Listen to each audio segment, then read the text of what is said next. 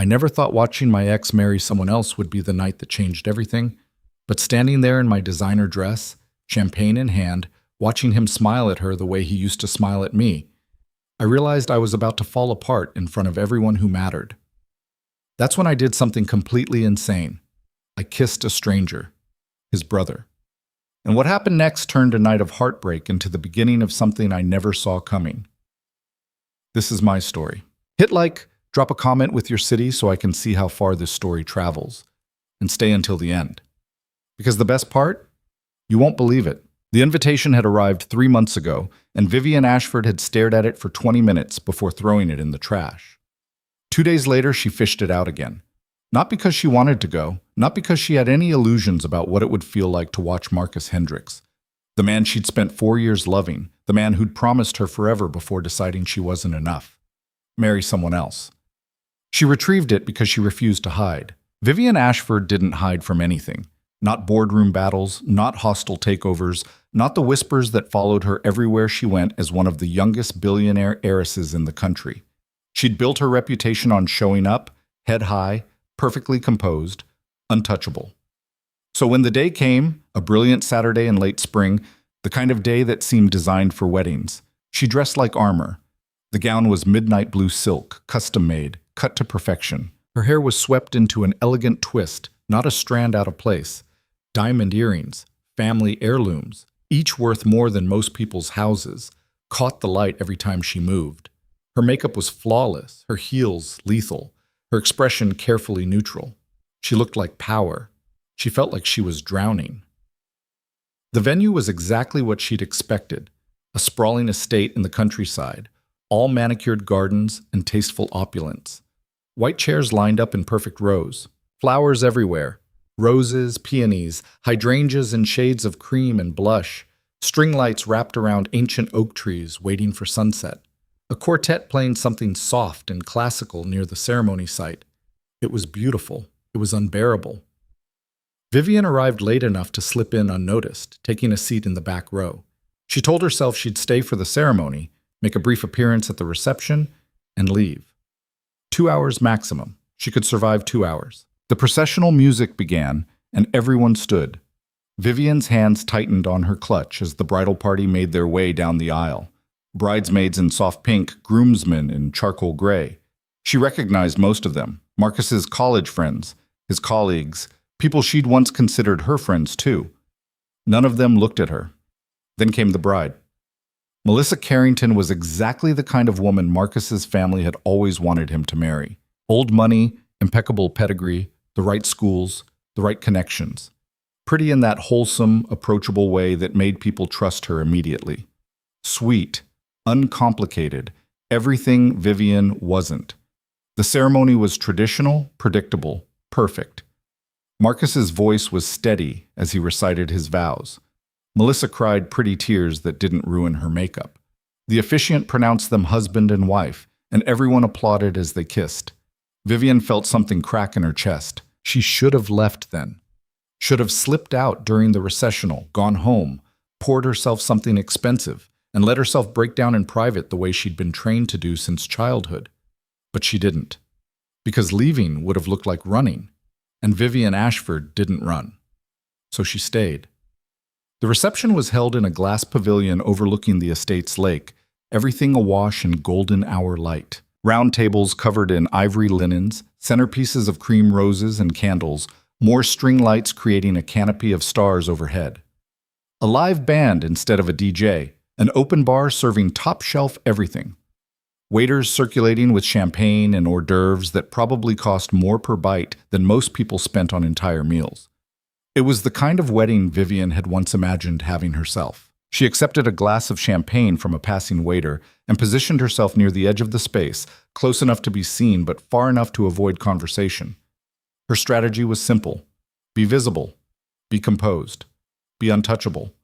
Let everyone see that she was fine, better than fine, thriving, even if it was a lie.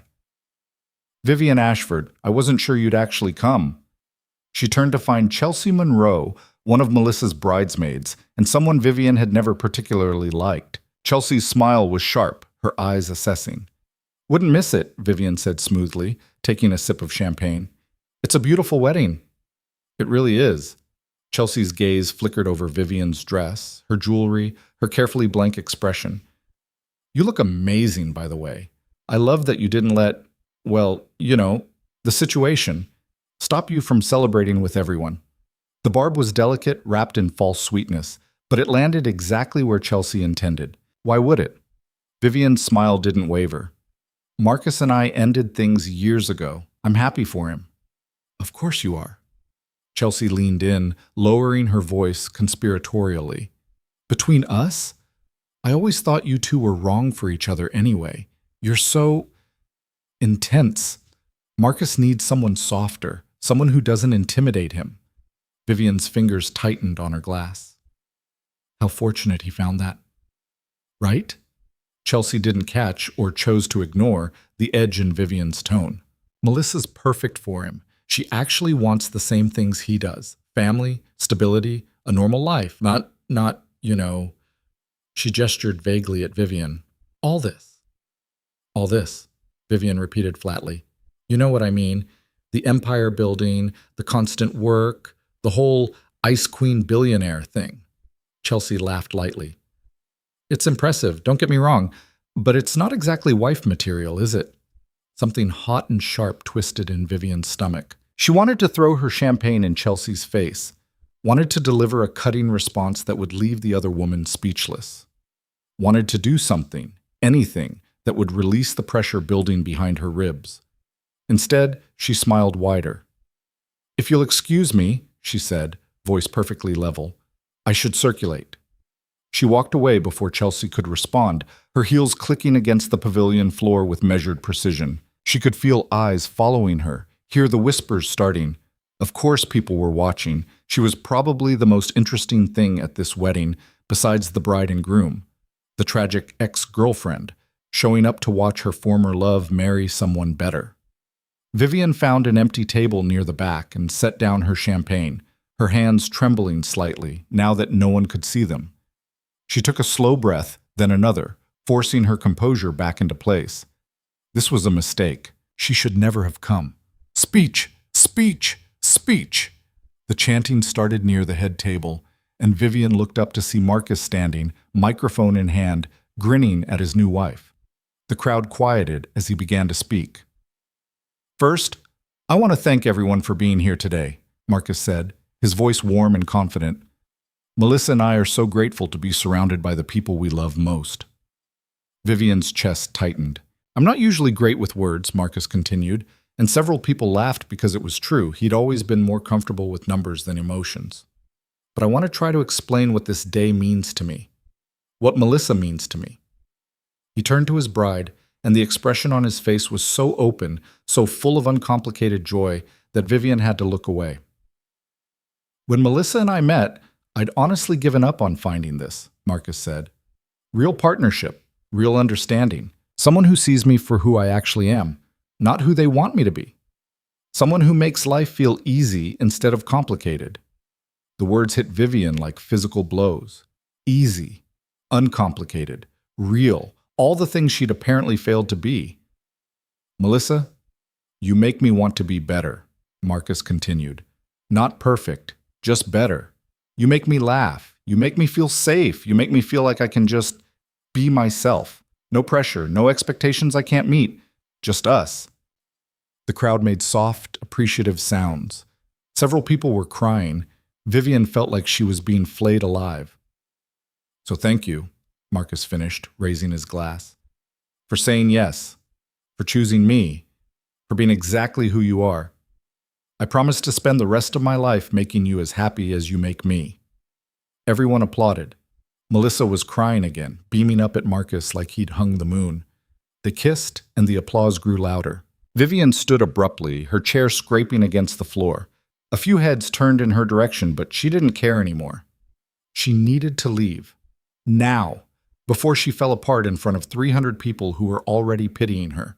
She grabbed her clutch and headed for the exit, moving quickly but not running, never running.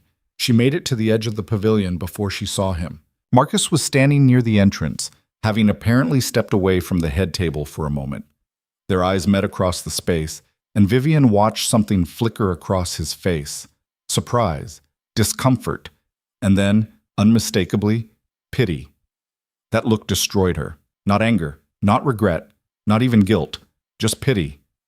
Poor Vivian, still hung up on the past, still unable to move on while he'd found happiness with someone better. She turned blindly toward the gardens, desperate to get away from that look, from the music and laughter and celebration of everything she'd lost. She moved faster now, not caring that her heels were sinking into the grass, not caring that she probably looked exactly like what she was, a woman fleeing her own heartbreak. The gardens were extensive, winding paths between flowering bushes and ornamental trees. Vivian followed one at random, putting distance between herself and the reception. The music faded behind her, replaced by the sound of crickets and the rustle of leaves in the evening breeze. She finally stopped near a fountain, far enough from the pavilion that she couldn't hear the party anymore. Her breath was coming too fast, her carefully constructed composure crumbling. 4 years. She'd spent 4 years with Marcus. 4 years trying to be what he needed, compromising her instincts, softening her edges, making herself smaller because he'd said he loved her but couldn't handle her intensity. 4 years of hoping that if she just tried hard enough, he'd stop looking at her like she was too much. And in the end, he'd left anyway. Not for someone smarter or more successful or more beautiful. For someone easier. Someone who didn't challenge him, didn't push him, didn't require him to stretch beyond his comfort zone. Someone uncomplicated. Vivian pressed her hands against the fountain's edge, her fingers gripping the cool stone. She wanted to scream, wanted to cry, wanted to do something with the grief and rage and humiliation burning through her. But she'd been raised better than that. Ashfords didn't lose control. Ashfords didn't break down. Ashfords endured, smiled, and won. Always. Except Vivian didn't feel like winning. She felt like she'd been losing for 4 years and had only just realized it.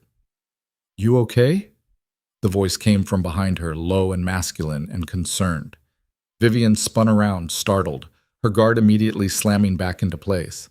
A man stood a few feet away, hands in his pockets, watching her with an expression that was careful but not intrusive. He was tall, probably 6'2", with dark hair that looked like he'd run his hands through it a few too many times.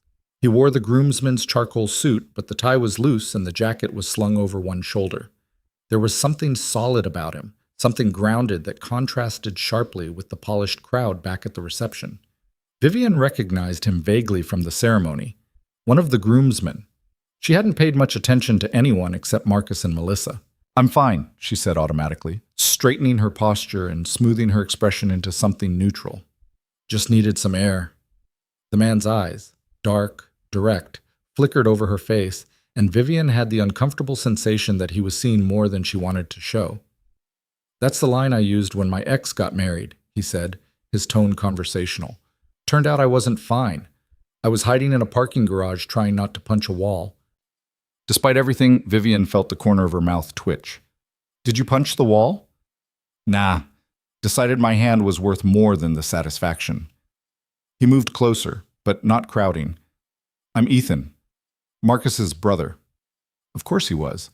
Vivian had known Marcus had an older brother. They'd been estranged, something about a family disagreement years ago, but she'd never met him. Marcus rarely talked about him, and Ethan hadn't been around during her relationship with Marcus.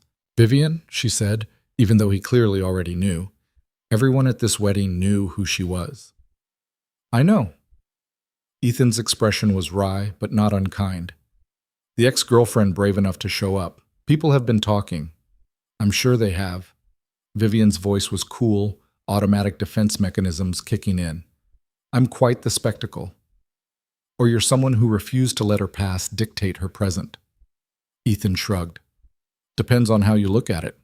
Vivian studied him, trying to figure out his angle, but his expression was open, honest in a way that felt almost foreign after hours of polite smiles and veiled judgment. "Why are you out here?" she asked. "Shouldn't you be back there celebrating your brother's happiness?" Something shifted in Ethan's face. Not quite bitterness, but close. "Should be. But Marcus and I aren't exactly close. Haven't been for years." "Why come to the wedding then?" "Family obligation. My mom begged." He smiled, but it didn't quite reach his eyes. "Same reason you came, probably.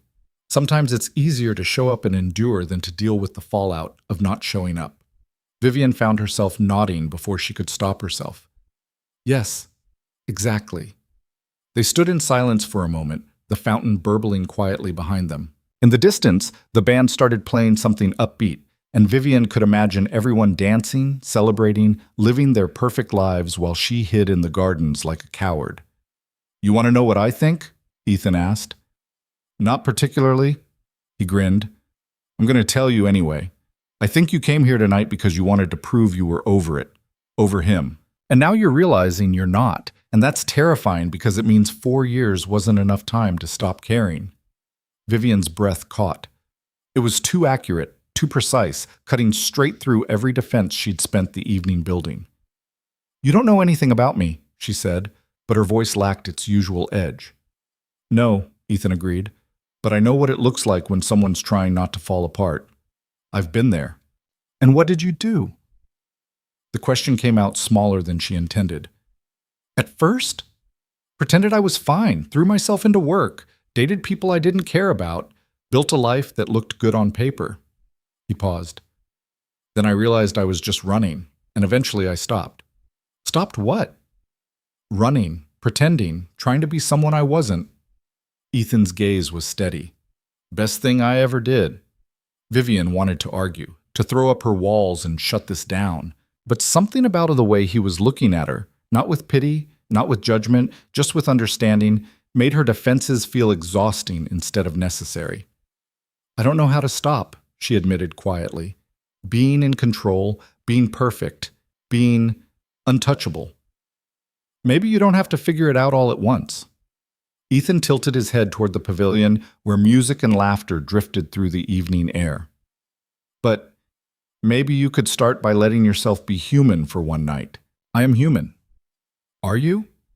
"Because from where I'm standing, you look like you're performing woman who's moved on when what you really want to do is scream." Vivian stared at him, shocked by the accuracy. "I can't scream at a wedding." "Why not?" "Because—" She stopped, frustrated. "Because that's not who I am. I'm Vivian Ashford. I don't lose control." "Maybe that's the problem." Ethan's voice was gentle but firm. "Maybe Vivian Ashford needs to lose control sometimes. Maybe that's how you figure out who you actually are, instead of who everyone expects you to be." The words hit something deep inside her, something she'd been ignoring for years. Since long before Marcus. Since childhood, probably. Since the first time someone had told her that emotions were weakness and control was power. "I can't," she whispered. "Okay." Ethan didn't push. "Then how about this instead? Come dance with me." Vivian blinked. "What?" "Dance. With me. At my brother's wedding." He held out his hand. "You showed up tonight to prove you could handle it. So handle it. Walk back in there, head high, and show everyone that you're not hiding." "I'm not hiding." "You're standing in a garden talking to a stranger instead of facing the crowd. That's hiding." His hand stayed extended. "So let's fix that. One dance, then you can leave if you want." It was insane. Dancing with Marcus's brother, at Marcus's wedding, in front of everyone who was already watching her like she was a tragic cautionary tale. It was also exactly what she needed to do. Because Ethan was right. She was hiding, and hiding was running. And Vivian Ashford didn't run. She placed her hand in his. His palm was warm, calloused in a way that suggested actual work, instead of gym memberships and golf clubs. He smiled, a real smile this time, one that crinkled the corners of his eyes, and led her back toward the pavilion. The walk felt longer than it should have. Every step brought them closer to the music, the lights, the people who would definitely notice. Vivian's heart pounded against her ribs, adrenaline and fear mixing into something sharp and electric. They reached the edge of the pavilion and heads turned. Vivian saw the moment people recognized who she was with, saw the shock ripple through the crowd. Whispers started immediately. Ethan ignored all of it. He led her straight to the dance floor, which was crowded with couples swaying to something slow and romantic. Without hesitation, he pulled her into a proper dance hold, one hand at her waist, the other clasping hers, respectful but confident. Vivian had been to 1,000 formal events. She knew how to dance, but this felt different. Maybe because of the setting, Maybe because everyone was watching. Maybe because the man holding her was a stranger who somehow felt less foreign than people she'd known for years. "You're tense," Ethan murmured as they began to move. "Everyone's staring." "Let them." He guided her through a turn with easy confidence. "You're gorgeous, you're dancing, and you're clearly not falling apart. That's the story they'll tell, not whatever they were thinking before. They're thinking I'm pathetic for showing up. They're thinking you're brave for showing up." Ethan's voice was matter of fact. "There's a difference." Vivian wanted to believe him, but the weight of all those eyes felt suffocating. She could see Marcus and Melissa at the head table, both watching. Chelsea and her bridesmaid friends clustered near the bar, phones out, probably already texting their group chats. Marcus's parents looking scandalized near the champagne fountain. "Breathe," Ethan said quietly. "Just breathe and keep moving. You're doing fine." She wasn't fine. She was hyper-aware of every second, every glance, every whisper. Her perfect composure was fracturing, and she didn't know how much longer she could hold it together. "Why are you doing this?" she asked abruptly. "Doing what?" "Helping me. You don't know me. You don't owe me anything." Ethan was quiet for a moment, his hand steady at her waist as he led her through another turn. "Because I know what it's like to feel like you're drowning in front of people who expect you to swim. And because someone helped me once when I needed it. Figured I'd pay it forward." The simplicity of it, the kindness without agenda, made Vivian's throat tighten. She wasn't used to people helping her without wanting something in return. Wasn't used to vulnerability being met with understanding instead of exploitation. "Thank you," she whispered. "Don't thank me yet. We're not done." The song shifted into something slightly more upbeat, and Ethan adjusted their movement accordingly. He was a good dancer, not flashy, but solid and sure. The kind of dancer who made his partner look good without trying to show off. Despite herself, despite the circumstances, Vivian felt some of the tension leave her shoulders. The rhythm helped. The movement helped. Ethan's quiet confidence helped. Maybe she could survive this after all. "Vivian." The voice cut through the music, sharp and familiar. Vivian's eyes snapped up to find Marcus standing at the edge of the dance floor, his expression caught between confusion and something that might have been anger. Ethan didn't stop dancing. "Hey Marcus, hell of a wedding." "What are you doing?" Marcus's gaze moved between them, clearly trying to process the scene. "Dancing with a friend," Ethan said evenly. "That a problem?" "A friend?" Marcus's attention locked on Vivian, and she saw the accusation there. "You've been here less than an hour and you're already..." "Already what?" Vivian found her voice, cool and controlled despite the panic racing through her. "Dancing, is that inappropriate?" "With my brother? At my wedding?" Marcus's voice dropped. "Come on, Vivian, this is what?" She pulled away from Ethan slightly, facing Marcus fully. "Me moving on? Isn't that what you wanted?" "Not like this." Marcus's jaw tightened. "Not with him." "Why not him?" Ethan's voice was calm, but there was steel underneath. "Because we don't get along. Because you don't like the reminder that your family isn't perfect." "Stay out of this," Marcus snapped. "Can't. I'm kind of in the middle of it." Ethan crossed his arms. "And for the record, I asked her to dance. So if you're pissed at someone, be pissed at me." People were definitely staring now. The music continued, but several couples had stopped dancing to watch the drama unfolding. Vivian could see Melissa approaching from the head table, her expression concerned. This was exactly what Vivian had wanted to avoid. A scene, a spectacle, proof that she was still broken over Marcus. Except she realized, standing there with everyone watching, that she wasn't broken over Marcus anymore. She was angry. "You want to know what's inappropriate?" Vivian stepped forward, her voice low but cutting. "You pitying me, looking at me like I'm some tragic figure who can't let go. I came here tonight to celebrate your wedding, Marcus, to prove to myself, not to you, that I was okay, that what we had is in the past." "Then why are you making a scene, Marcus shot back. "I'm not making a scene, I'm dancing. You're the one who made it weird." Vivian's hands clenched at her sides. "You ended things, remember? You said I was too much, too intense, too focused on my career. You wanted someone easier, and you found her. Congratulations. But you don't get to control how I move on." Marcus's face flushed. "I never said you were too much."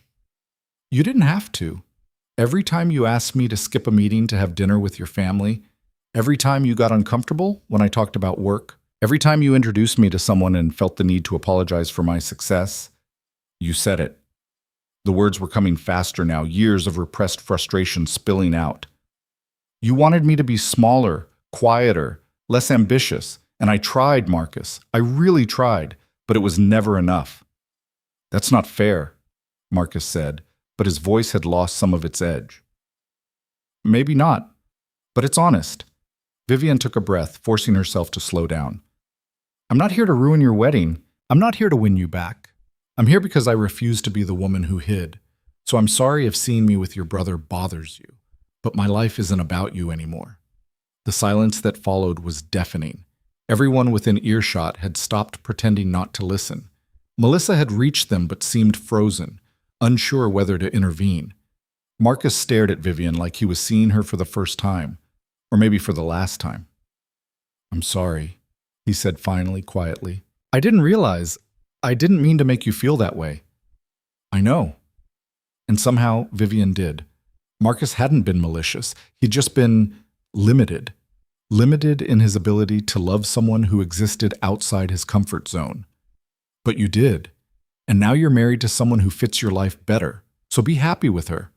And let me figure out how to be happy too. She turned to Ethan, who'd been watching the entire exchange with careful neutrality.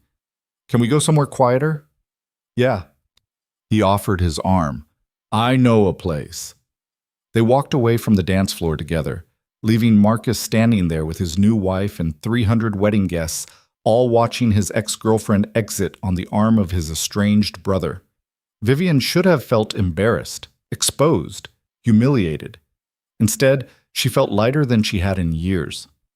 Ethan led her away from the pavilion, past the gardens where they'd first talked, to a gazebo she hadn't noticed before. It was tucked away at the edge of the property, overlooking the lake. String lights wrapped around its pillars, but it was empty, quiet, far enough from the reception that the music was just a distant hum. You okay? Ethan asked once they were alone. Vivian laughed, surprising herself. I just confronted my ex in front of everyone at his wedding. I should be mortified. Are you? She considered it. No, I'm relieved. Good. Ethan leaned against the gazebo railing. For what it's worth, what you said back there needed to be said. Maybe, but your brother's wedding probably wasn't the ideal venue. My brother's wedding was exactly the venue. He needed to hear it. You needed to say it. Ethan shrugged. Sometimes timing isn't about convenience, it's about necessity. Vivian joined him at the railing, looking out over the darkening lake. The sun had fully set now, stars beginning to emerge overhead. You're very wise for someone who punched walls over his ex. I said I wanted to punch walls. I actually just cried in my car and ate an entire pizza. He grinned. But yeah, I learned some things. Mostly that holding on to anger and hurt just makes you miserable, and that the person you're really angry at is usually yourself. Myself? For ignoring the signs, for compromising when you shouldn't have, for believing someone when they showed you exactly who they were. Ethan's voice was gentle. Sound familiar? It did, painfully so. I thought if I just tried harder, Vivian said slowly. If I was just a little less me, he'd love me the way I needed to be loved. And now? Now I think I was trying to fit into a space that was never meant for me. She looked down at her hands, at the diamond earrings catching the light. Everything in my life is about control. Business, relationships, image. I learned early that if you're not in control, you're vulnerable. And vulnerability is weakness. That's bullshit, Ethan said bluntly. Vivian's head snapped up. Excuse me? Vulnerability isn't weakness, it's courage. It takes a hell of a lot more strength to admit you're hurting than to pretend you're not. He met her gaze steadily. You stood in front of your ex and everyone who matters in your social circle and told the truth. That's not weakness, that's brave as hell. Tears pricked at Vivian's eyes, and she blinked them back furiously. She didn't cry, hadn't cried in years. Crying was loss of control, and she couldn't afford.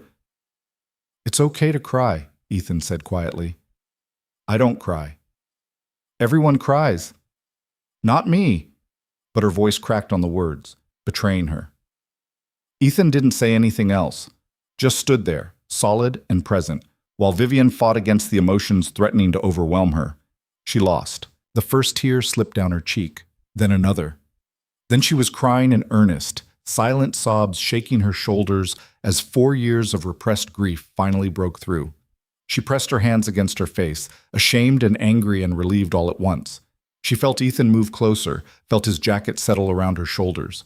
He didn't try to hug her or tell her it would be okay.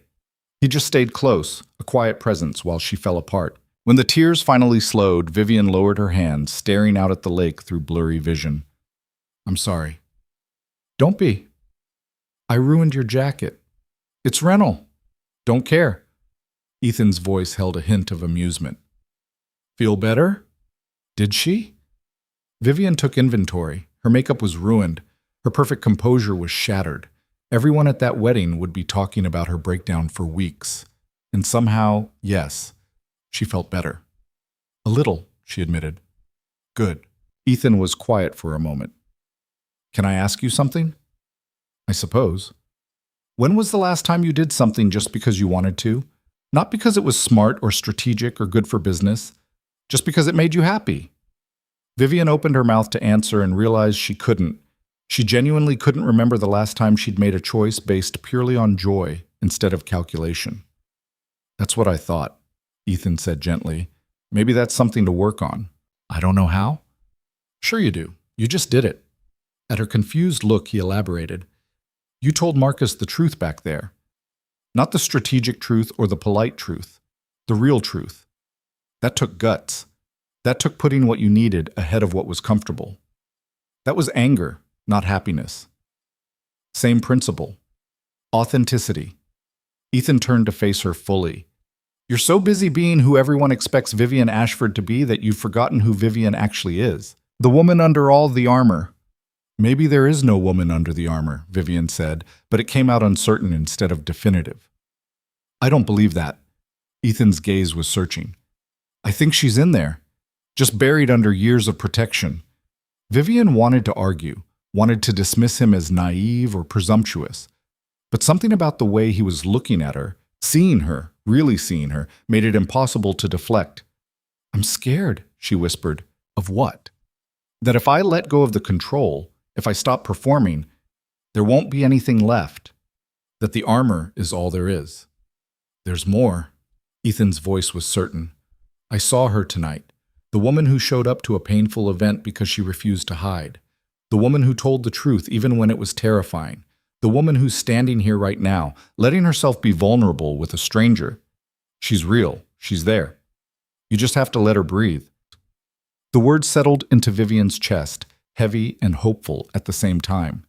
They stood in silence, the night air cool against her tear-stained face. From the pavilion, music and laughter continued, the party going on without them, Marcus's wedding continuing its perfect trajectory. And out here, in this quiet gazebo with this stranger who somehow understood her better than people she'd known for years, Vivian felt something shift. Not healing, not yet, but the beginning of it, a crack in the foundation she'd built, letting in light. "What now?" she asked. Ethan considered. "Now you get to choose. You can go back to the reception, prove you're unshakable, maintain the image. Or you can go home, take off the armor, and figure out what you actually want. Not what you should want, what you want." It should have been an easy choice. Vivian Ashford always chose power over vulnerability, image over authenticity. But tonight, wearing Ethan's jacket and still tasting tears, she was tired of easy choices. "I want to leave," she said. "But not alone." The words hung in the air between them, weighted with implication. Vivian saw Ethan's expression shift, something careful and aware crossing his face. "You sure about that?" he asked quietly. Was she? This was insane. She didn't know this man, didn't know anything about him except that he was Marcus's brother, and he'd been kind to her when she was breaking down. But she also knew that she was tired of being careful, tired of calculating every move, tired of being alone in her perfectly controlled life. "No," she admitted. "I'm not sure about anything right now, but I meant what I said. I want to do something just because I want to. Not because it's smart or safe. Because for once in my life, I want to see what happens when I choose feeling overthinking. Ethan studied her for a long moment. Okay, but we're going to do this right. Right? Coffee or drink somewhere away from here. He gestured at the estate. Somewhere we can talk like normal people instead of the ex-girlfriend and the estranged brother at the world's most awkward wedding. It was so reasonable, so safe. And Vivian didn't want safe. She stepped closer, closing the distance between them. Or we could skip the talking. Vivian, she kissed him. It was impulsive and reckless and completely unlike her. But the moment her lips met his, something ignited in her chest. Not just attraction, though that was there too. Something bigger. Something that felt like freedom. Ethan went still for a heartbeat, clearly surprised. Then his hand came up to cup her face, gentle but sure, and he kissed her back. It wasn't the perfect kiss from movies. It was messy and emotional and raw, tasting like tears and champagne and 4 years of repressed everything. But it was real. More real than anything Vivian had felt in longer than she could remember. When they finally pulled apart, both breathing hard, Ethan's thumb traced her cheekbone. That was a mistake? Vivian's heart was pounding. I was going to say unexpected. His eyes searched hers, but not unwelcome. Relief flooded through her, followed immediately by uncertainty. I don't do this. I don't kiss strangers at weddings. I don't lose control. I don't... Hey, Ethan's voice was steady. It's okay. We can slow down. We can talk. We can... Vivian kissed him again, cutting off his words. Because talking would mean thinking, and thinking would mean second-guessing, and she was so tired of second-guessing every impulse. This time, Ethan didn't hesitate. His arms came around her waist, pulling her closer, and Vivian let herself melt into it. Let herself feel without analyzing. Let herself want without justifying. It was terrifying. It was exhilarating. It was exactly what she needed. They broke apart again, foreheads resting together, both catching their breath. We should probably talk about this, Ethan murmured. Probably. But not here. No, not here. Vivian stepped back, suddenly aware of how exposed they were. Anyone could walk by, could see them, could report back to the reception, could tell Marcus. The thought should have bothered her more than it did. Your place or mine? Ethan asked, and there was something careful in his tone, giving her an out if she needed it. Vivian almost took it, almost defaulted to the safe choice, the strategic retreat. Instead, she said, yours. Because she'd spent enough time in her own carefully curated space. Tonight, she wanted to be somewhere unfamiliar. Somewhere she couldn't control, somewhere she could just be. Ethan smiled, slow and genuine and tinged with something that might have been admiration. Okay, let's go.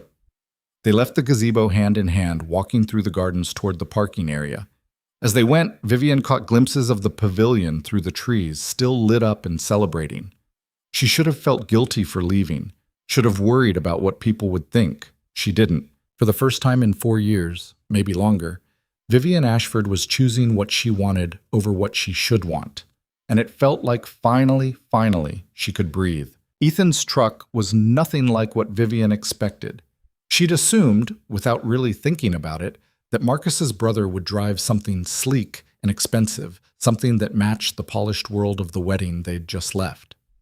Instead, she found herself climbing into a well-worn Ford pickup with tools in the back and a faint smell of sawdust in the cab. Sorry about the mess, Ethan said, tossing a flannel shirt from the passenger seat into the back. I came straight from a job site. Vivian settled into the seat, still wearing his rental jacket over her silk gown. What do you do? Custom furniture. Cabinets, mostly. Some restoration work. He started the engine, and it rumbled to life with a sound that was nothing like the purr of her Mercedes. Not exactly billionaire heiress territory. There was no judgment in his tone, just statement of fact. But Vivian felt the gulf between their worlds anyway. I don't care about that, she said. Don't you? Ethan pulled out of the parking area, gravel crunching under the tires. Because most people in your circle would. He wasn't wrong. The people Vivian knew, the ones who populated her business meetings and charity galas and carefully curated social events, absolutely would care. They'd care about his occupation, his income level, his truck, probably even his lack of designer labels. She'd cared about those things too once, before tonight made her question everything she thought mattered. "I'm trying not to be most people," she said quietly. Ethan glanced at her, something warm in his expression. "Yeah, I'm starting to see that." They drove in silence for a while, leaving the estate behind and heading toward the city. The wedding had been held an hour outside of town, all pastoral elegance and countryside charm. Now they were merging back onto the highway, headlights cutting through the darkness. Vivian should have felt anxious. She was in a stranger's truck, driving to an unknown location, having just kissed him twice at her ex's wedding. Every rational part of her brain was screaming that this was reckless, dangerous, completely out of character. Instead, she felt calm. "Can I ask you something?" Ethan broke the silence. "Sure. What made you come tonight, really?" He kept his eyes on the road. "Because from where I was standing, that took either incredible courage or incredible masochism." Vivian laughed, surprising herself. "Maybe both. I told myself it was about proving I'd moved on, about not letting Marcus dictate my choices. And now? Now I think I was testing myself, seeing if I could survive watching him be happy with someone else." She looked out the window at the passing darkness. "Turns out I could, just not the way I expected.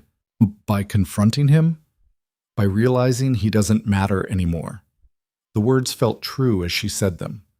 "For 4 years, I've been carrying around this weight, this feeling that I failed somehow, that if I'd just been different, softer, easier, less ambitious, he would have loved me the way I needed. But tonight, watching him with Melissa, hearing him talk about how easy their relationship is," she trailed off. "You realized he was never going to love you that way," Ethan finished gently.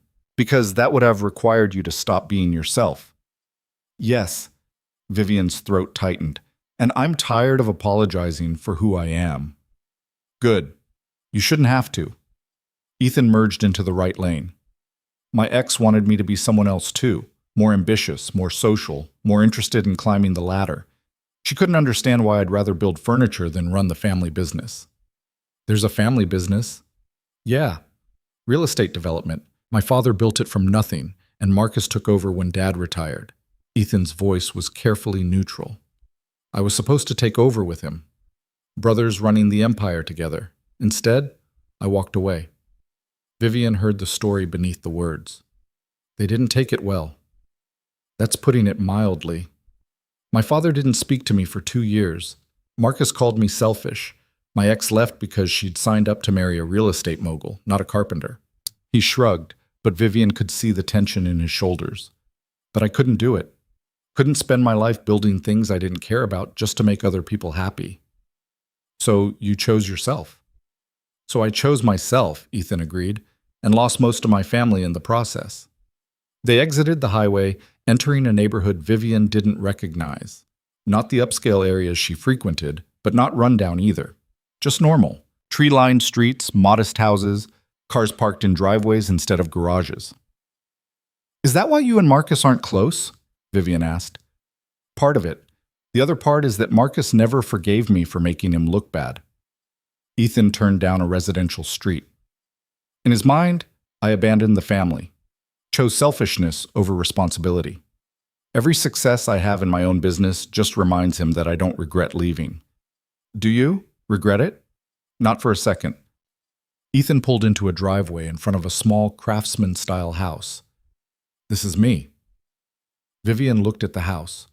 Warm light glowing from the windows, a porch with 2 rocking chairs, flower boxes that looked recently planted.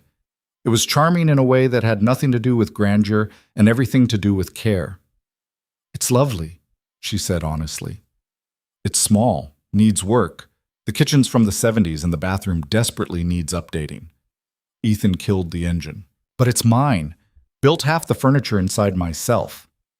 They got out of the truck, and Vivian followed him up the front walk. Her heels clicked against the concrete, absurdly out of place in this normal neighborhood. She was still wearing a designer gown and diamond earrings, still playing dress-up as someone who had her life together. Ethan unlocked the front door and held it open for her. "Fair warning, I have a daughter. She's with her mom this weekend, but there are toys everywhere." Vivian stopped. You have a daughter? Yeah, Mia. She's 6. Ethan's expression softened the way it always did when people talked about their children. Should have mentioned that earlier, probably. Is her mother, are you... Divorced. 3 years now. We share custody. He gestured inside. Come on, I promise the house is cleaner than the truck. Vivian stepped inside, her mind reeling slightly. A daughter, an ex-wife. This was getting more complicated by the second. The interior of the house matched the exterior. Cozy, lived in, unmistakably a home rather than a showplace. There were indeed toys scattered around, building blocks in one corner, picture books on the coffee table. But there was also beautiful woodwork, custom built-ins that were clearly Ethan's handiwork, furniture that looked like it belonged in magazines. You made all this? Vivian touched a bookshelf, admiring the clean lines and expert joinery. Most of it. The dining table, the shelves, the coffee table, still working on the rest. Ethan moved to the kitchen, flipping on lights. Want something to drink? I've got wine, beer, coffee, or approximately 17 juice boxes. Vivian smiled. Wine would be good. She wandered the living room while Ethan opened a bottle in the kitchen, taking in the details. Pictures on the mantel, mostly of a little girl with dark curls in Ethan's eyes, grinning at the camera. A few of Ethan with the girl, both covered in paint or flour or what looked like mud. One of all 3, Ethan, the daughter, and a pretty blonde woman who must be the ex-wife, all smiling, looking like the perfect family. That was taken right before everything fell apart, Ethan said from behind her, holding 2 wine glasses. About 4 years ago. We looked happy, didn't we? Did you know it was falling apart? I knew we wanted different things. I just kept hoping we'd figure out how to compromise. He handed her a glass. Turns out some differences can't be compromised. Vivian accepted the wine, their fingers brushing. The touch sent a small shock through her, reminder of the kisses they'd shared less than an hour ago. I should probably explain, she started, but Ethan shook his head. You don't owe me explanations. Tonight was intense. You were hurting. I was there. He moved to the couch, settling into it with easy comfort. If you want to talk about it, we can. If you want to pretend it didn't happen, we can do that too. I don't want to pretend it didn't happen. Vivian sat beside him, careful to maintain some distance. But I also don't know what I want it to mean. Fair enough. Ethan sipped his wine. So let's start simpler. Tell me something about Vivian Ashford that has nothing to do with Marcus or business or being a billionaire heiress. The request caught her off guard. Like what? I don't know. What do you do for fun? What makes you laugh? What's your favorite food? He gestured expansively. Something real. Vivian opened her mouth to answer and realized, once again, that she didn't know. Her life was so carefully structured around work and obligations and maintaining her image that she couldn't remember the last time she'd done something purely for enjoyment. I don't know, she admitted. That's pathetic, isn't it? It's honest. Ethan didn't look judgmental, just curious. Okay, different question. If you could do anything tomorrow, no obligations, no expectations, just pure choice, what would you do? Vivian thought about it. Really thought about it. Pushing past the automatic responses about networking events or business meetings or charity functions she should attend. I'd go to the ocean, she said finally. I haven't been in years. I used to go with my mother when I was little, before she passed. We'd walk along the beach for hours, collecting shells, watching the waves. She said it was the only place she felt truly free. Ethan's expression softened. How old were you when she died? 12? Cancer? Vivian took a long drink of wine. After that, my father threw himself into building the business, and I learned to do the same. Work became our language. Success became our connection. And somewhere in there, you forgot about the ocean. I didn't forget, I just stopped having time for things that didn't serve a purpose. She looked down at her wine glass. Everything in my life has to justify its existence, has to contribute to success or image or the company. Anything else feels frivolous. Going to the ocean isn't frivolous. It's human. Ethan set down his glass. You know what I do when everything feels too heavy? I take Mia to the park. We feed the ducks. She makes up elaborate stories about their secret lives, and I play along. Doesn't accomplish anything except making her laugh. But those are the moments I remember. Not the successful projects or the satisfied clients. The laughter. Vivian felt something ache in her chest. I don't remember the last time I laughed like that. Really laughed. Not the polite laughter you do at business dinners. That's heartbreaking. That's my life. She tried to say it matter-of-factly, but it came out sad. They sat in silence for a moment, the weight of everything unsaid hanging between them. Outside, a dog barked. Someone drove past, music playing faintly from their car. Normal sounds. Normal life. Vivian felt so far from normal she might as well be on another planet. "Can I tell you what I saw tonight?" Ethan asked quietly. "What?" "I saw a woman who spent so long being strong that she forgot it's okay to be soft. Who's so used to fighting that she doesn't know how to rest." He turned to look at her directly. "I saw someone who's lonely. Not alone. I'm sure you're surrounded by people all the time. But lonely in the way that matters." The accuracy of it stole Vivian's breath. "You got all that from one evening?" "I got it from watching you stand in that garden trying not to cry. From the way you flinched when Chelsea implied you weren't wife material. From how you kissed me like you were drowning and I was air."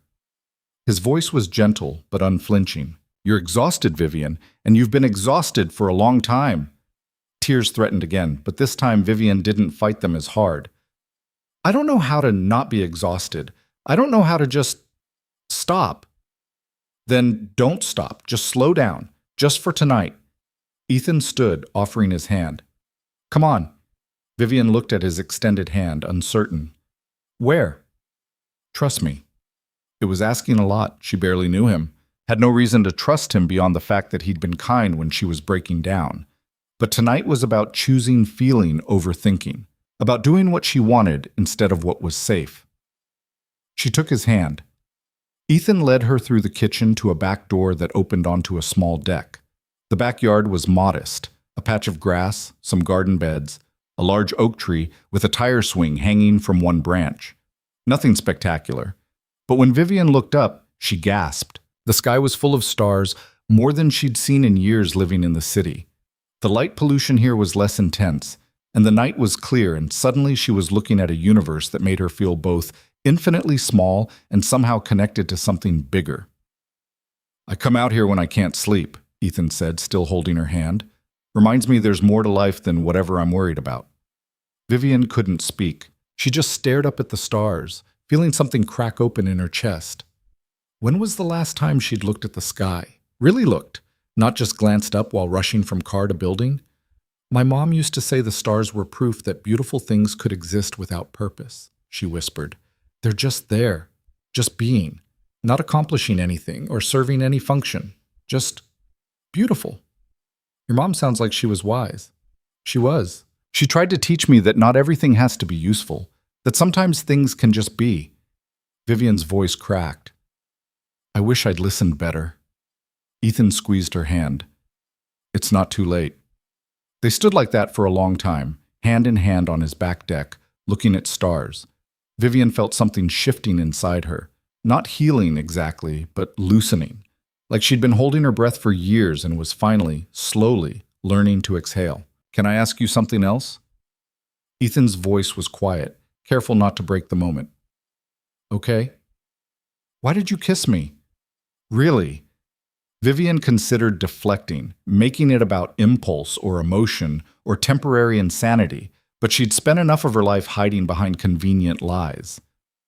"Because you saw me," she said simply. "Not Vivian Ashford, billionaire heiress. Not Marcus's ex. Not the ice queen everyone thinks I am. You saw me. The woman underneath all of that. And I wanted—" She trailed off, struggling to articulate it. "What did you want?" "To feel real for a minute. To do something that wasn't calculated or strategic or image conscious. To just feel." She turned to look at him. "And you made me feel safe enough to do that." Ethan's thumb traced circles on the back of her hand. "That's a lot of weight to put on a kiss." "I know. I'm sorry if I—" "Don't apologize. I'm not complaining." He smiled, and it was warm and genuine and lacking any agenda she could detect. "I'm just making sure you know what you're doing.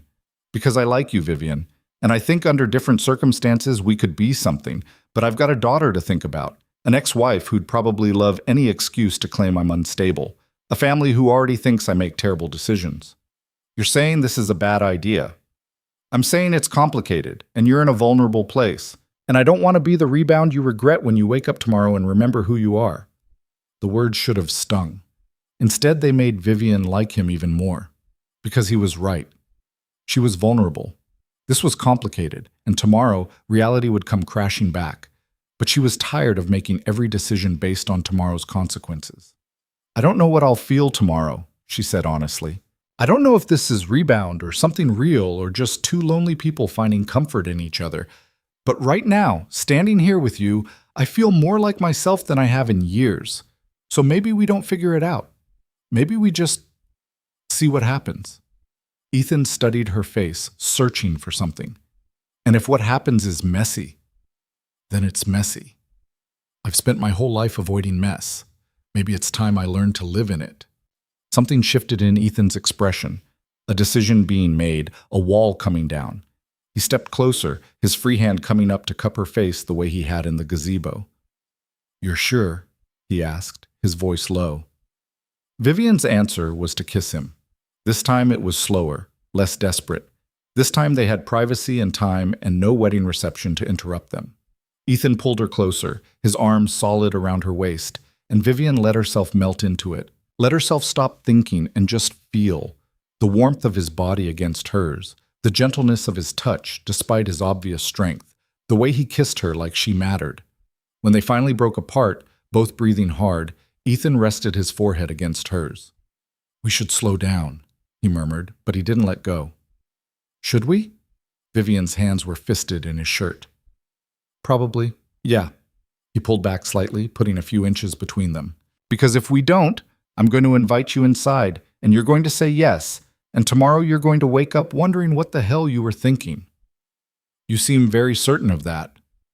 "I've been the rebound before. I know how it goes." Ethan's voice was rueful. "And you deserve better than being someone's impulsive mistake." "What if you're not a mistake?"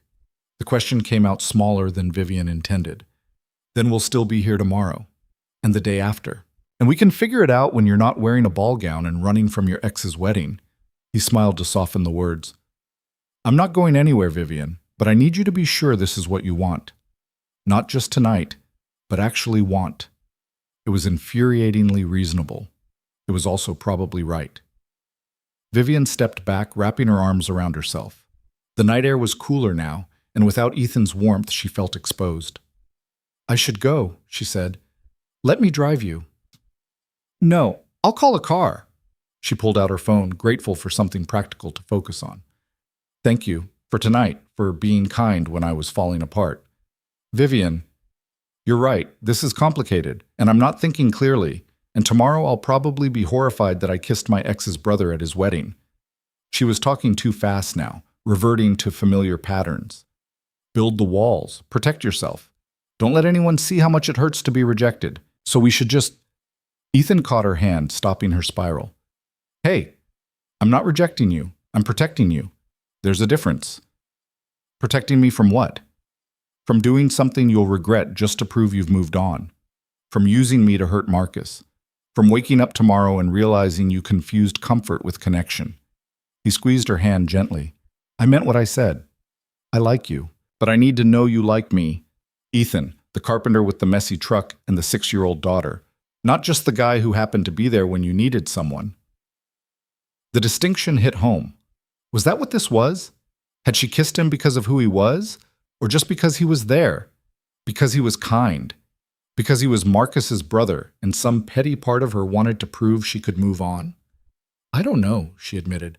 "I don't know what I'm feeling or why. Everything's confused right now." "Exactly. So let's not make it more complicated." Ethan released her hand. "Go home. Get some sleep. Figure out what you actually want. And if you still want to see me tomorrow, not because you're running from Marcus, but because you genuinely want to know me, then call me." He pulled out his phone, typed something, and Vivian felt her phone buzz with an incoming text. His number. "That's me. Use it or don't. Your choice." He smiled, and despite everything, it was warm. "But make it your choice. Not your grief's choice. Not your anger's choice. Yours." Vivian's rideshare notification pinged. The car was 3 minutes away. She should have felt relieved. should have appreciated Ethan's restraint, his wisdom, his refusal to take advantage of her vulnerable state. Instead, she felt disappointed. And the disappointment told her something important. This wasn't just about comfort or rebound or proving something to Marcus. She actually liked him. "Okay," she said softly. "Tomorrow. I'll think about it tomorrow." "Good." Ethan walked her through the house to the front door.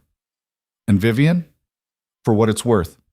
Tonight, at that wedding, watching you stand up to Marcus and tell your truth, that was the bravest thing I've seen in a long time. Don't forget that part. Don't let tomorrow make you doubt it." The words settled warm in her chest as she walked down his front path to the waiting car. She slid into the back seat, giving the driver her address, and looked back at the house. Ethan stood on the porch, hands in his pockets, watching her leave. Not with pity or judgment, just watching, like he actually cared whether she made it home safely. When was the last time someone had looked at her like that? The drive back to her penthouse took 40 minutes, and Vivian spent the entire time staring out the window, her mind racing. Tomorrow she'd have to deal with the fallout, the calls from concerned friends who'd been at the wedding, the gossip that would spread through her social circles, possibly even a conversation with Marcus, though she hoped he'd have the good sense to leave her alone. Tomorrow, reality would reassert itself, and she'd remember all the reasons why getting involved with anyone right now, especially Marcus's estranged brother, was a terrible idea. But tonight, as she walked into her beautiful, empty penthouse and finally took off her heels and her diamond earrings and her perfect mask, Vivian couldn't stop thinking about stars and sawdust and the way Ethan had looked at her like she was worth protecting. She pulled out her phone, looking at his contact information. She should delete it, should recognize this for what it was. A moment of weakness, a temporary connection born from shared loneliness and bad timing. Instead, she saved it under his name and set her phone on the nightstand. Tomorrow she'd think clearly. Tomorrow she'd be rational. Tonight, she fell asleep thinking about brown eyes and calloused hands and what it might feel like to be seen as something other than a billionaire heiress who had it all together. She woke to 17 missed calls and 43 text messages. Vivian stared at her phone screen, groaning. She'd forgotten to silence it before falling asleep, too exhausted and emotionally wrung out to think about basic things like notification settings. Most of the messages were from people she barely considered friends, acquaintances from her social circle, all eager to dissect what had happened at the wedding. The calls were worse. 3 from her father's assistant, which meant he'd heard about the incident and wanted to discuss it. 5 from Chelsea Monroe, which was just predatory nosiness dressed up as concern. 2 from Marcus's mother, which made Vivian's stomach clench. She ignored all of them and headed for the shower. The hot water helped clear her head, washing away the remnants of last night's makeup and tears and champagne. By the time she stepped out, wrapped in her silk robe, she felt more like herself, more in control, more certain that last night had been a beautiful mistake she should probably never repeat. Her phone rang again as she was making coffee. This time she checked the caller ID. Marcus. Vivian stared at the screen for 3 rings before answering. This should be interesting. "Vivian," Marcus's voice was strained. "We need to talk." "Do we? I thought I said everything I needed to say last night." "About that," he paused, clearly gathering his thoughts. "You were upset. I get it. The wedding was hard for you, but did you have to make a scene with my brother?" Anger flared hot and immediate. "I made a scene? You confronted me on the dance floor at your own wedding. Because you were dancing with Ethan at my wedding. Do you have any idea how that looked?" "I don't particularly care how it looked, Marcus." Vivian's grip tightened on her phone. "I came to your wedding because I refused to hide. I danced with your brother because he was kind to me when I was having a hard time. I'm sorry if that embarrassed you, but your embarrassment is not my problem anymore." "That's not—" Marcus made a frustrated sound. "Look, I'm not trying to fight. I just want to understand. Is this serious, you and Ethan?" The question caught her off guard. "Why does that matter?" "Because he's my brother. And if you're doing this to get back at me, not everything is about you."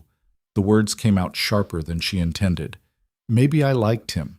Maybe he made me feel like a person instead of a cautionary tale. Maybe for once in my life I did something that wasn't calculated or strategic. Did that possibility even cross your mind?" Silence on the other end. Then quietly, "No, it didn't. Of course it didn't.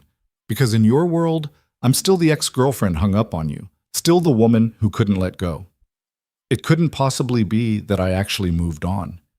Vivian was pacing now, her coffee forgotten. "You want to know the truth, Marcus?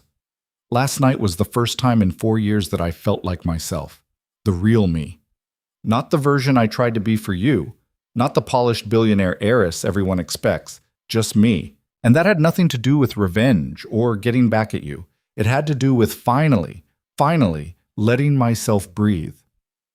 More silence. Then Marcus said, "I didn't mean to make you feel like you couldn't be yourself." "I know you didn't. That's what makes it so hard." Vivian stopped pacing, staring out her floor-to-ceiling windows at the city below. "You didn't set out to hurt me. You just couldn't love the real me. You loved the idea of me, the version that fit into your life without making waves. And I spent 4 years trying to be that version. But I can't anymore. I'm done shrinking myself to fit into someone else's comfort zone." "Vivian, I'm happy for you, Marcus. I mean that. You found someone who's perfect for you, someone who wants the life you want. I'm not that person, and I never was." She took a breath. "So please, stop calling, stop checking on me. Stop making this about whether I've moved on from you. Just let me go." "Is that really what you want?" "Yes." And for the first time, she meant it completely. "That's what I want." She hung up before he could respond, her hand shaking slightly. But it wasn't the tremor of weakness, it was adrenaline, the rush of finally setting a boundary and meaning it. Her phone buzzed immediately, Marcus calling back. She declined it and blocked his number. Then she called her father's assistant. "Miranda, it's Vivian. I'm fine. Yes, I know about the wedding. No, I don't want to discuss it with my father. Tell him I handled a personal situation with Grace and I'd appreciate it if he'd trust me to manage my own life." She paused. "And cancel my meetings for today. I'm taking a personal day." Miranda sputtered something about quarterly reports and board presentations, but Vivian cut her off. "It's Sunday, Miranda. The board can wait 24 hours. Cancel everything." She hung up before her father's assistant could argue, feeling reckless and liberated in equal measure. When was the last time she'd taken an unscheduled day off? When was the last time she'd prioritized her own well-being over work obligations? She couldn't remember. Vivian looked at her phone again, at Ethan's contact information staring back at her. He'd told her to think about it, to figure out if she wanted to see him again because she actually wanted to know him, not because she was running from something. So, what did she want? She wanted to understand why a carpenter who drove a beat-up truck and had a 6-year-old daughter had made her feel more seen in one evening than Marcus had in 4 years. She wanted to know what it would be like to be around someone who didn't expect her to be perfect. She wanted to see if last night's connection was real or just a product of heightened emotions and shared loneliness. She wanted to stop overthinking and just see what happened. Before she could second-guess herself, she opened a new text message. "You said to call if I wanted to see you again. Is the ocean too ambitious for a second date?" She hit send before her rational brain could intervene. 3 minutes later, her phone buzzed. "I'll pick you up in an hour. Bring clothes you don't mind getting sandy." Vivian stared at the message, a smile spreading across her face, despite her best efforts to remain composed.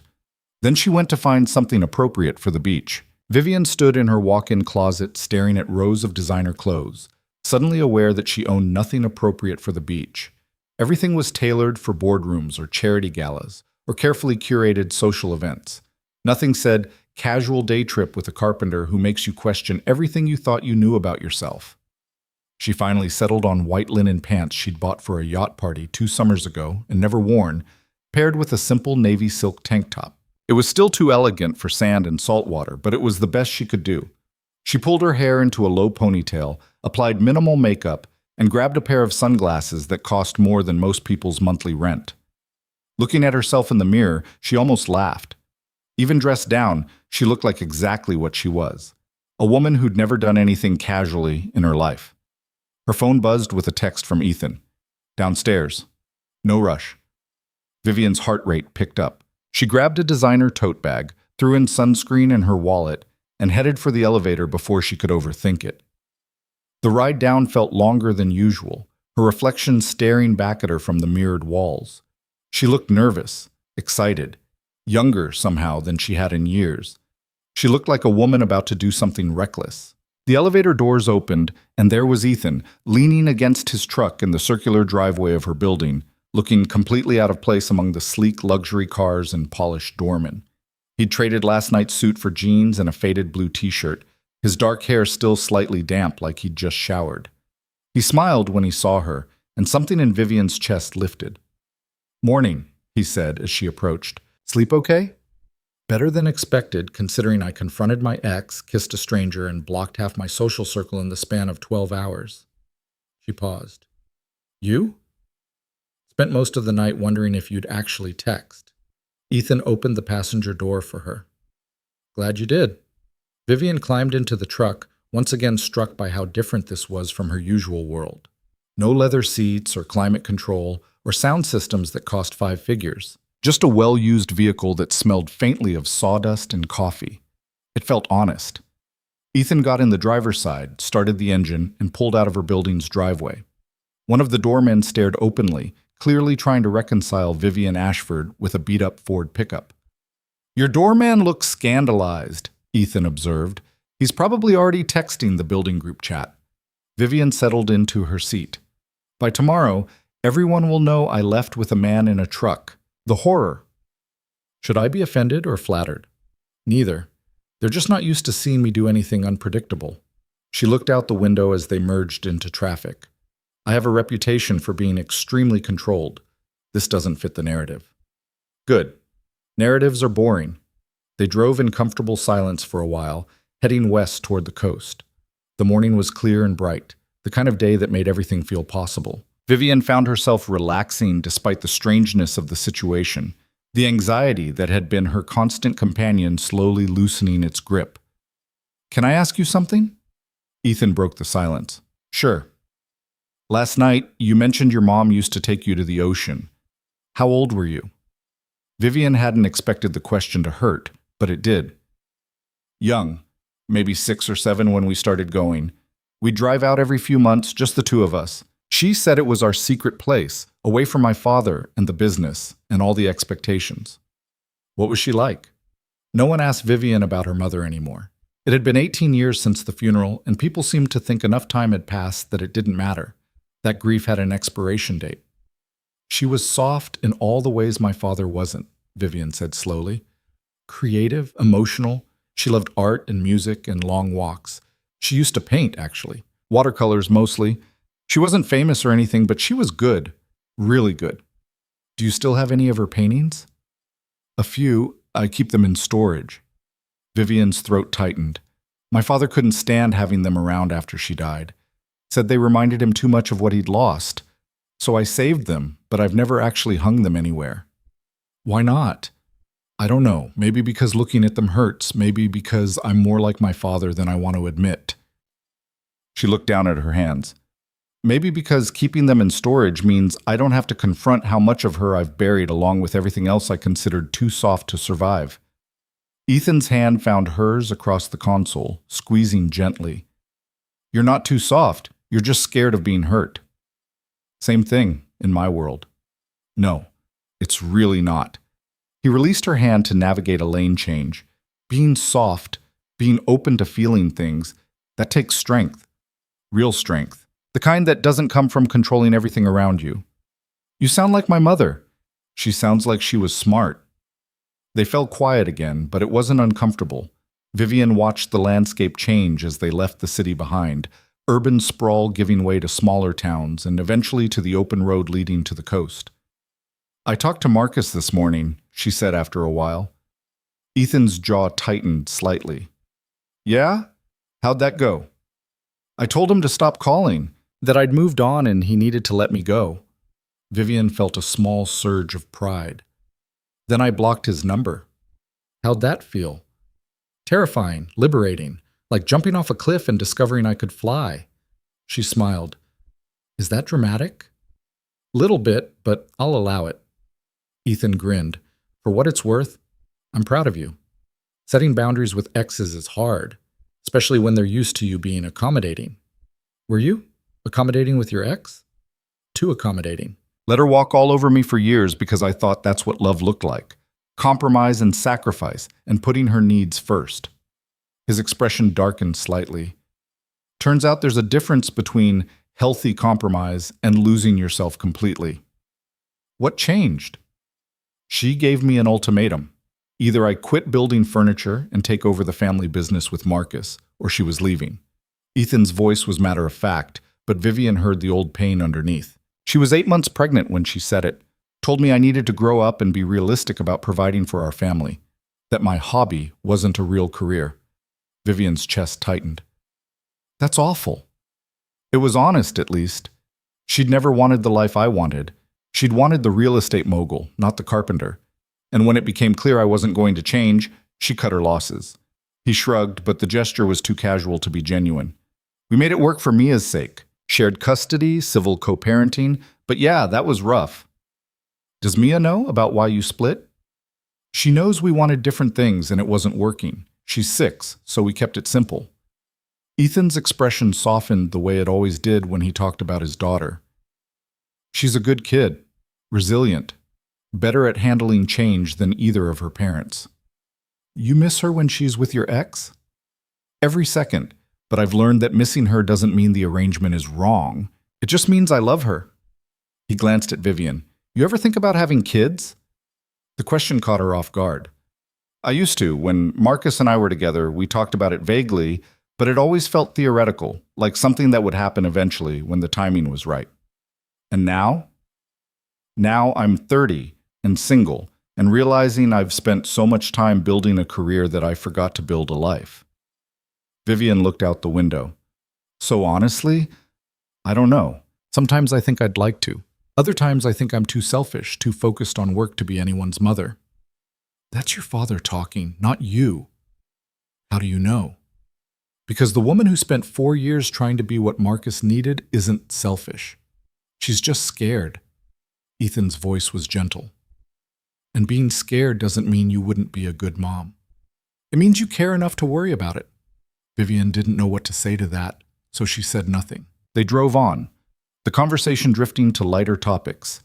Ethan's latest project, a custom library for a client who wanted floor-to-ceiling walnut shelves. Vivian's upcoming board meeting and the merger she was trying to push through despite her father's reservations. It was easy talking to him, easier than it should have been for two people who'd known each other less than 24 hours. When they finally reached the coast, Vivian felt something settle in her chest. The ocean stretched out before them, vast and blue and eternal, exactly as she remembered from childhood. The sight of it made her throat tight with emotions she couldn't quite name. Ethan pulled into a small public beach access lot, surprisingly empty for a Sunday morning. This okay? It's quieter than the main beaches. Figured you might appreciate privacy. It's perfect. Vivian was already opening her door, drawn toward the water like a magnet.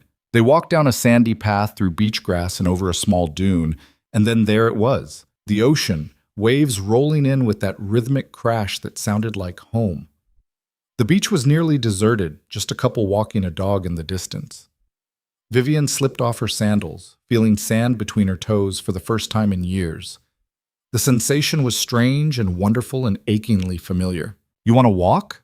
Ethan asked, already barefoot himself, his shoes left beside hers at the base of the dune. Please. They started down the beach, staying close to the water where the sand was firm and cool. Small waves rolled in, occasionally reaching far enough to splash their feet with cold foam. Vivian breathed in the salt air and felt something inside her start to unknot. My mom used to say the ocean was the only thing bigger than our problems, she said quietly. That no matter what was wrong, the waves would still come in. The tide would still turn. The world would keep spinning. Sounds like she understood perspective. She understood a lot of things my father never did. How to be present. How to find joy in small moments. How to let yourself feel things without immediately trying to fix them. Vivian bent down, picking up a shell and turning it over in her palm. After she died, it was like all that softness died with her. My father turned everything into business. Every conversation became a strategy session. Every emotion became a weakness to overcome. And you learned to do the same. I learned to survive.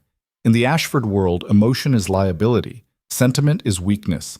You control everything, or everything controls you.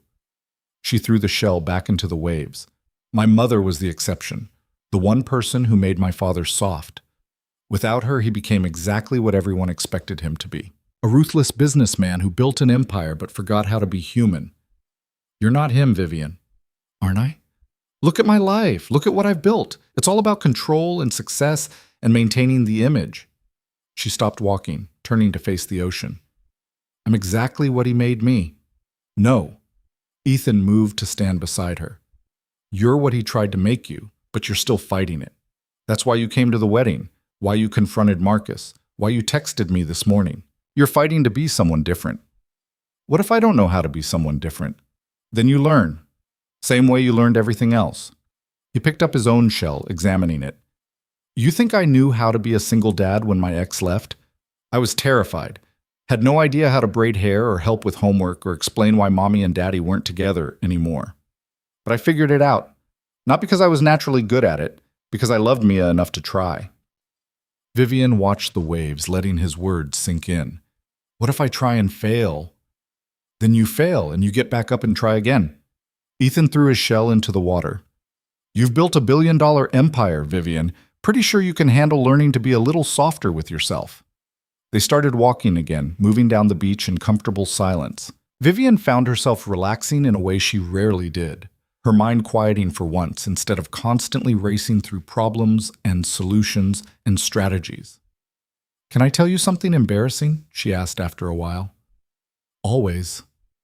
Last night was the first time I've cried in 4 years, since the breakup with Marcus. She kept her eyes on the sand. I was so proud of not crying, of being strong enough to handle it without falling apart. And then you stood there and told me it was okay to cry, and I just broke. That's not embarrassing. That's human. It felt like failure. It was the opposite of failure. It was brave. Ethan's voice was firm. You know what takes real courage? Letting yourself be vulnerable. Admitting you're hurting instead of pretending you're not. Asking for help instead of handling everything alone. I don't know how to ask for help. You're doing it right now. You texted me. You came here. You're talking about things you've probably never said out loud. He glanced at her. That's asking for help. Maybe not in words, but in action. Vivian considered that. She'd spent so long thinking of strength as independence, of vulnerability as weakness. The idea that letting someone see her struggling could be brave instead of pathetic felt revolutionary. They walked for another 20 minutes, conversation flowing easily between moments of peaceful quiet. Ethan told her about Mia's recent obsession with dinosaurs and her determination to become a paleontologist. Vivian found herself smiling, charmed by his obvious adoration for his daughter. You're a good dad, she said. I try. Some days better than others. Ethan bent down, collecting a few shells. But yeah, she's the best thing I've ever done. The only thing that matters more than my work. Does that scare you? Loving someone that much? Terrifies me. Every single day. He straightened, pocketing the shells. But the alternative, not loving her that much, holding back to protect myself, that seems worse. I'd rather be terrified and all in than safe and disconnected. I don't think I've ever been all in on anything except work. Maybe it's time to change that. Before Vivian could respond, her phone rang. She pulled it from her pocket, saw her father's name on the screen, and declined the call. It rang again immediately. You should probably take that, Ethan said quietly. I really shouldn't. But she answered anyway, stepping a few feet away. Hello, Father. Vivian? Her father's voice was clipped, controlled, with an undercurrent of anger. I've been calling all morning. I told Miranda I was taking a personal day. A personal day. After making a spectacle of yourself at the Hendricks wedding. He didn't raise his voice. Richard Ashford never raised his voice. But the disapproval was unmistakable. Do you have any idea how many calls I've fielded this morning? How many people felt compelled to inform me that my daughter was seen dancing with Marcus Hendricks's estranged brother before causing a scene? Vivian's jaw tightened. I didn't cause a scene. I had a conversation. You confronted your ex-boyfriend in front of 300 guests, then left with his brother. That's not a conversation, Vivian. That's poor judgment. Poor judgment, she repeated flatly. That's what you're calling it. What else would I call it? You're a public figure, whether you like it or not. Your behavior reflects on this family, on the company. You can't afford to be reckless. I wasn't being reckless. I was being honest.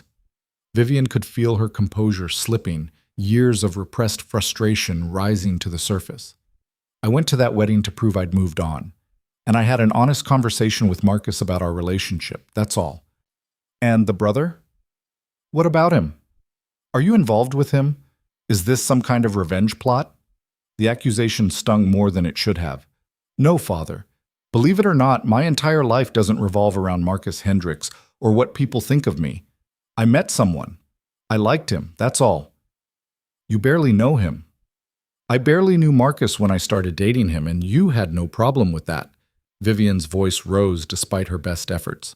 The difference is Marcus came from the right family and had the right job and fit into your perfect vision of what my life should look like. The difference is Marcus wasn't going to distract you from your responsibilities. My responsibilities? Vivian said slowly. Or your expectations? Silence on the other end. Then, coldly, this conversation is getting us nowhere. I expect you at the office tomorrow morning. We'll discuss this properly. There's nothing to discuss. I'm 30 years old, Father. I don't need your permission to live my life. As long as you're part of this family and this company, your choices affect more than just you. Remember that. He hung up before she could respond. Vivian stood there, phone still pressed to her ear, shaking with anger and something that might have been grief. Behind her, she could hear the waves rolling in, steady and eternal, indifferent to human drama. You okay? Ethan's voice was gentle. She turned to find him watching her with concern, not pity. The distinction mattered. No, she said honestly, I'm really not. Want to talk about it? My father thinks I'm being reckless, that getting involved with you is some kind of revenge plot against Marcus or a distraction from my responsibilities. She laughed bitterly. Apparently I'm not allowed to make my own choices if they don't fit the Ashford image. Are you? Getting involved with me? The question stopped her cold. Were they getting involved? Was that what this was? I don't know, she admitted. I don't know what this is. All I know is that being with you feels more real than anything in my life has felt in years, and that terrifies me almost as much as it thrills me. Ethan stepped closer, his expression serious. Then let's figure out what it is. Not today, not right now. But let's give it a chance instead of letting your father or my brother or anyone else decide for us. That's a terrible idea. We barely know each other. You have a daughter to think about. I have a company to run. The logistics alone are just logistics. We can figure them out if we want to. Ethan cupped her face gently. The question is, do you want to? Vivian looked up at him, this man she'd known for less than a day, who somehow saw her more clearly than people she'd known for years. She thought about her father's disapproval, the gossip that was probably already spreading, the complications that would inevitably arise.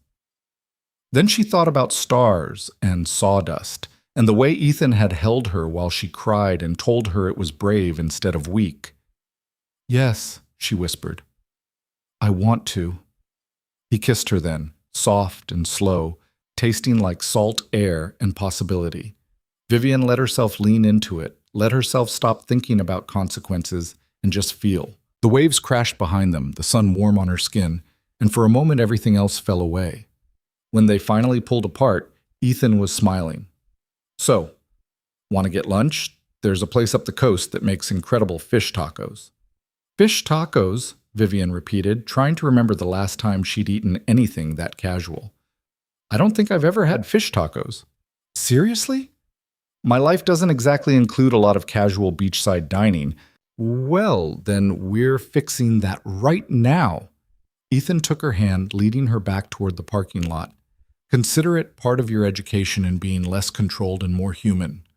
They drove north along the coast highway, windows down, salt air whipping through the cab.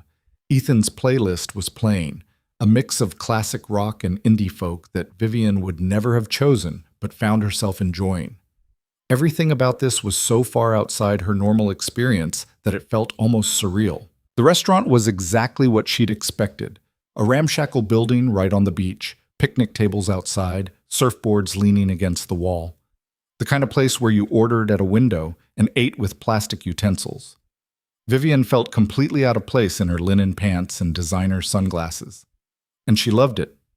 They ordered at the window, fish tacos for both of them, plus chips and some kind of mango salsa the teenager taking their order swore was life-changing. Then they found a picnic table with a view of the water and sat down to wait. "This is nice," Vivian said, looking out at the ocean. "Nice?" "Okay, it's more than nice. It's," she struggled to find the word, "simple. Easy. The kind of thing normal people do on weekends." "You say that like you're not normal people." "I'm not. I'm Vivian Ashford, billionaire heiress, daughter of Richard Ashford, board member of Ashford Industries. Normal stopped being an option when I was about 12. That's sad. That's reality. But she said it without heat. My life has always been about achievement and image. There's no room for simple in that equation. Their number was called, and Ethan retrieved their food, a plastic basket overflowing with tacos and chips. He set it between them, and they dug in. The first bite of her taco made Vivian close her eyes and actually moan. "Oh my God," Ethan laughed. "Good, right? This is incredible. Why have I never had these before?" "Because you've been too busy being a billionaire heiress to eat at ramshackle taco stands." "Apparently." She took another bite, savoring it. "I've been missing out." They ate in companionable silence, watching surfers in the distance catch waves. Vivian couldn't remember the last time she'd done something this simple, this uncomplicated. Every meal was usually a business lunch or a formal dinner or a carefully orchestrated social event. This was just eating, with someone she liked, in a place that had no expectations. It was perfect. "Can I ask you something personal?" Ethan said after they'd demolished most of the food. "Haven't you been asking personal questions all morning?" "Fair point, but this one's different." He paused. "Last night, you said Marcus made you feel like you had to shrink yourself. Has anyone ever made you feel like you could just expand? Be as big and ambitious and intense as you wanted?" The question hit harder than Vivian expected. She thought about her father, who channeled her ambition into business but frowned on emotional expression. About Marcus, who'd loved her success but been intimidated by her drive. About her social circle, where women were expected to be accomplished but not threatening, successful but not too successful. "No," she said quietly. "I don't think anyone ever has." Then they were idiots. All of them. Ethan's voice was fierce. "Because the ambition, the intensity, the refusal to be small, that's the best part of you. That's what makes you interesting. Most men find it intimidating. Most men are insecure." He reached across the table, taking her hand. "I'm not intimidated by successful women, Vivian. I'm impressed by them. Turned on by them, if I'm being honest. Intelligence and drive are sexy as hell." Vivian felt heat rise in her cheeks. "You can't just say things like that." "Why not? It's true." He squeezed her hand. "You've spent so long thinking your ambition is something to apologize for or hide. But what if it's not? What if it's exactly what makes you who you are, and anyone who can't handle it doesn't deserve you?" She wanted to argue, to deflect, to protect herself from the vulnerability of believing him. But the earnestness in his expression stopped her. "What if I don't know how to be with someone who isn't intimidated?" she asked instead. "What if I only know how to be small?" "Then I'll remind you how to be big, every day, if I have to." Ethan smiled. "That's what partners do. They remind each other of who they really are when the world tries to make them forget." "Partners," Vivian repeated. "Is that what we're becoming?" "I don't know. Maybe. If you want." He looked suddenly uncertain, younger than his 32 years. "I'm probably getting ahead of myself. We've known each other for a day. This is crazy." "It is crazy," Vivian agreed. "Absolutely insane. I should be running in the opposite direction." "But you're not." "But I'm not." She turned her hand over, lacing her fingers through his. "Because somehow, even though this makes no logical sense, it feels right. You feel right." "Yeah, you do too." They sat like that, hands clasped across a picnic table at a beachside taco stand, and Vivian felt something shift inside her. Not healing, it was too soon for that, but the beginning of it. A crack in the armor she'd built, letting in light and air, and the possibility of something different. Her phone buzzed with another call from her father. She declined it without looking, keeping her attention on Ethan. "He's not going to give up," Ethan said quietly. "I know, but I'm not going to give in." Vivian's voice was steady. "I've spent 30 years living my life according to his expectations, building what he wanted me to build, being who he needed me to be. I'm done." "That's easier said than done when he controls your livelihood." "He doesn't control me. I'm on the board. I have voting shares. I've earned my position." She took a breath. "And if he tries to push me out because I'm finally choosing myself, then maybe I don't want to be part of a company that demands I sacrifice my humanity for success." Ethan studied her face. "You mean that?" "I think I do. I think last night, confronting Marcus, meeting you, letting myself fall apart, it woke something up in me. Something that's been asleep for a long time." She looked out at the ocean, at the endless expanse of blue. "My mother used to say the ocean reminded her that there was always somewhere else to go, that if one shore didn't work out, you could always sail to another." Sounds like permission to choose differently. Sounds like permission to be brave. Vivian met his eyes. "So that's what I'm choosing, to be brave, even if it's terrifying, even if I fail, even if my father disowns me and Marcus thinks I've lost my mind and everyone in my social circle decides I've had a breakdown." "For what it's worth," Ethan said softly, "I think you're the bravest person I've met in a long time." They stayed at the beach until late afternoon, walking and talking and eating overpriced ice cream from a stand near the pier. Vivian learned about Ethan's childhood, about growing up with the pressure to take over the family business and the relief of finally choosing his own path. She told him about her mother's death, about the way her father had shut down emotionally afterward, about the loneliness of being raised in a mansion full of servants, but empty of warmth. It should have been too much, too soon, but somehow it wasn't. Somehow, sitting with him felt like the most natural thing in the world. When the sun started sinking toward the horizon, painting the sky in shades of orange and pink, Ethan finally said, "I should probably get you home. Early morning tomorrow?" Unfortunately, Vivian dreaded going back to her empty penthouse, back to the reality of her father's expectations and the mess she'd created at the wedding. "Thank you for today. I needed this more than I realized." "Anytime. Literally." Ethan stood, offering his hand. "This doesn't have to be a one-time thing, you know. We could do it again, keep seeing each other, see what happens. My life is complicated right now. So's mine. But maybe we could be complicated together." Vivian took his hand, letting him pull her to her feet. "I'd like that." They drove back to the city as the sky darkened, talking less now but comfortable in the silence. When Ethan finally pulled up in front of her building, Vivian felt a pang of reluctance. She didn't want the day to end. Didn't want to go back to being Vivian Ashford, billionaire heiress with a perfect image to maintain. "Come to dinner," Ethan said suddenly. "This week. Nothing fancy, just me and Mia and takeout pizza. Let me introduce you to the most important person in my life." The invitation felt significant, weighted with implication. Meeting his daughter would make this real. Would mean they were actually trying, not just having a momentary connection born from wedding drama. "Are you sure?" Vivian asked. "That's a big step." "I'm sure. Mia's good at reading people. If she likes you, I'll know this is worth pursuing." He smiled. "And if she doesn't, well, at least we'll know early. No pressure or anything." "None at all." But his eyes were serious. "Thursday night, 6 o'clock?" Vivian should have said no. Should have recognized this was moving too fast, getting too serious too quickly. Should have protected herself from the inevitable heartbreak when this imploded. Instead, she said, "Thursday at 6. I'll bring dessert." Ethan's smile was bright enough to light up the truck's dark interior. He leaned across the console, kissing her slowly, thoroughly, until Vivian forgot why she'd ever thought this was a bad idea. When they finally pulled apart, she was breathless. "Thursday," he repeated. "Don't forget." "I won't." She climbed out of the truck, then leaned back in through the open window. "Ethan, thank you for seeing me, for reminding me who I used to be before I learned to be someone else. You're still her." You just forgot for a while. He touched her face gently. But you're remembering. I can see it.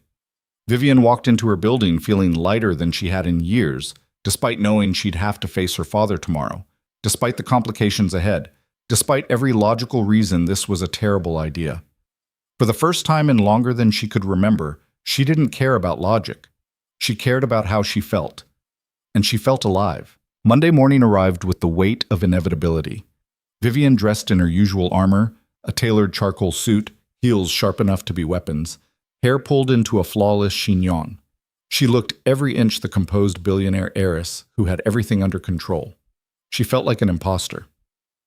The ride to Ashford Industries' downtown headquarters took 20 minutes through morning traffic. Vivian spent the entire time rehearsing what she'd say to her father, trying to anticipate his arguments and prepare her defenses. By the time her driver pulled up to the sleek glass tower, her stomach was in knots. She walked through the lobby with her head high, ignoring the whispers that followed her. Everyone knew. Of course everyone knew. The wedding had been Saturday night, and by Sunday morning, half the city's social elite had been gossiping about Vivian Ashford's dramatic exit with Marcus Hendricks's estranged brother. The elevator ride to the executive floor felt endless. When the doors finally opened, her father's assistant was waiting. "He wants to see you immediately," Miranda said, her expression carefully neutral.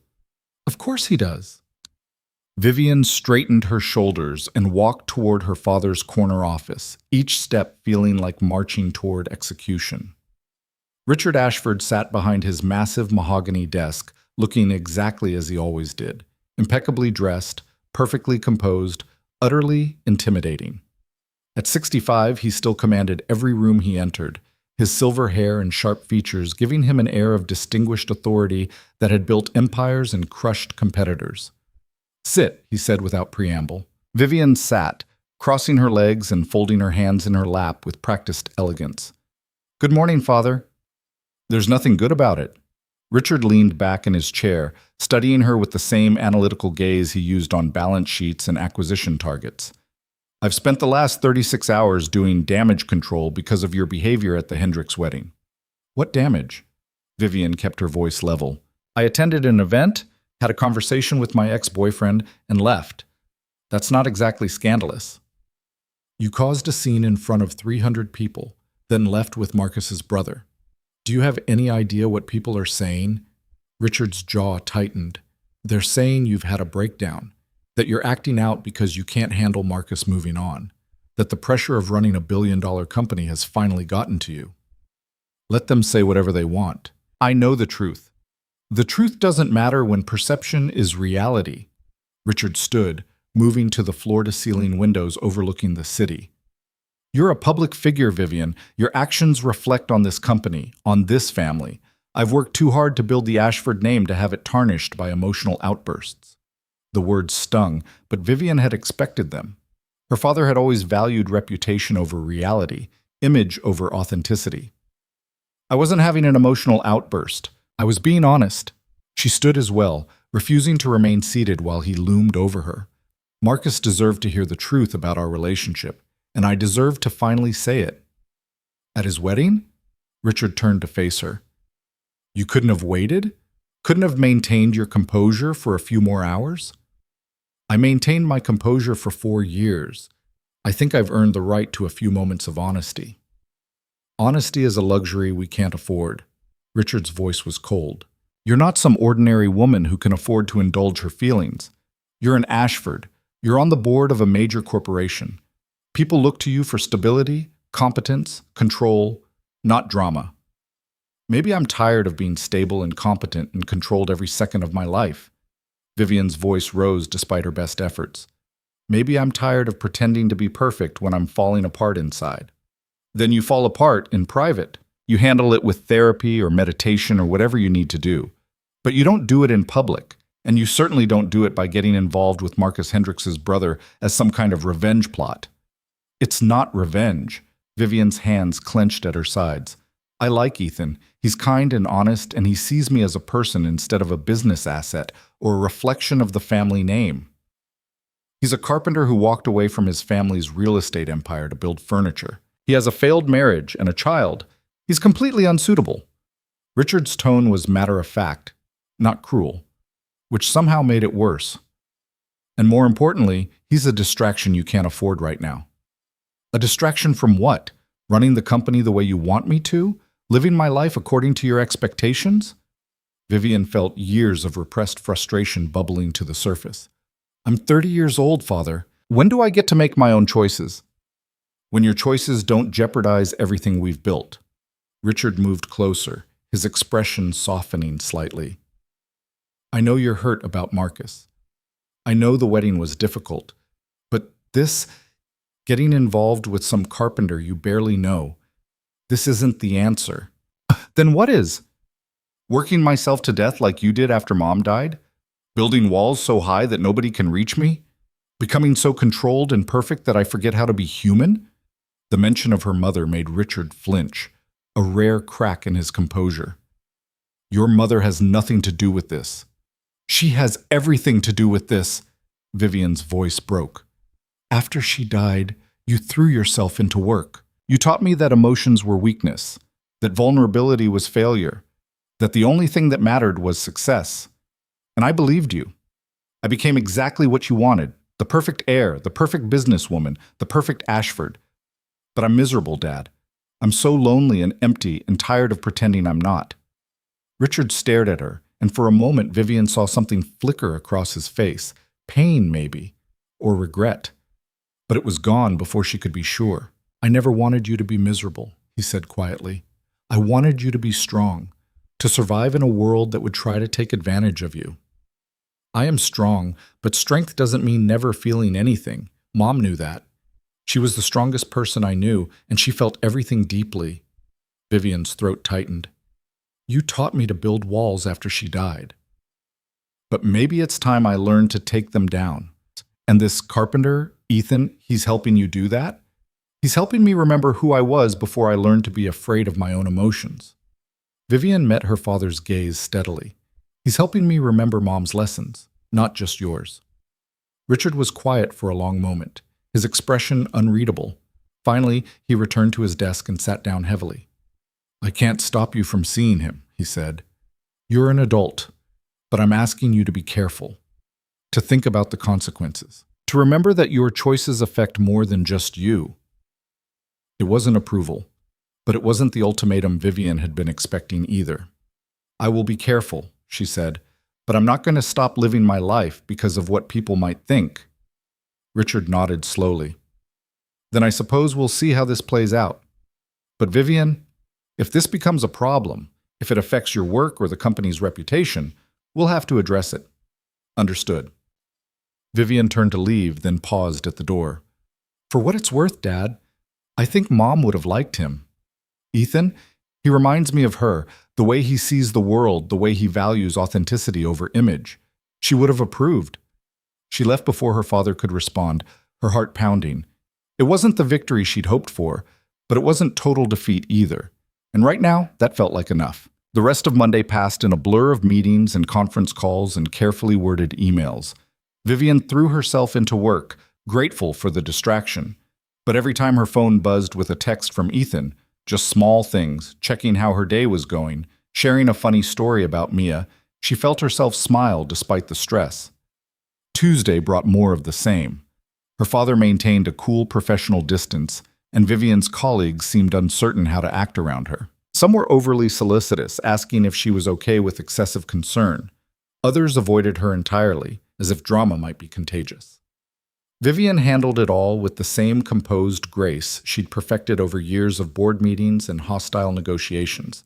But underneath, she was counting down to Thursday.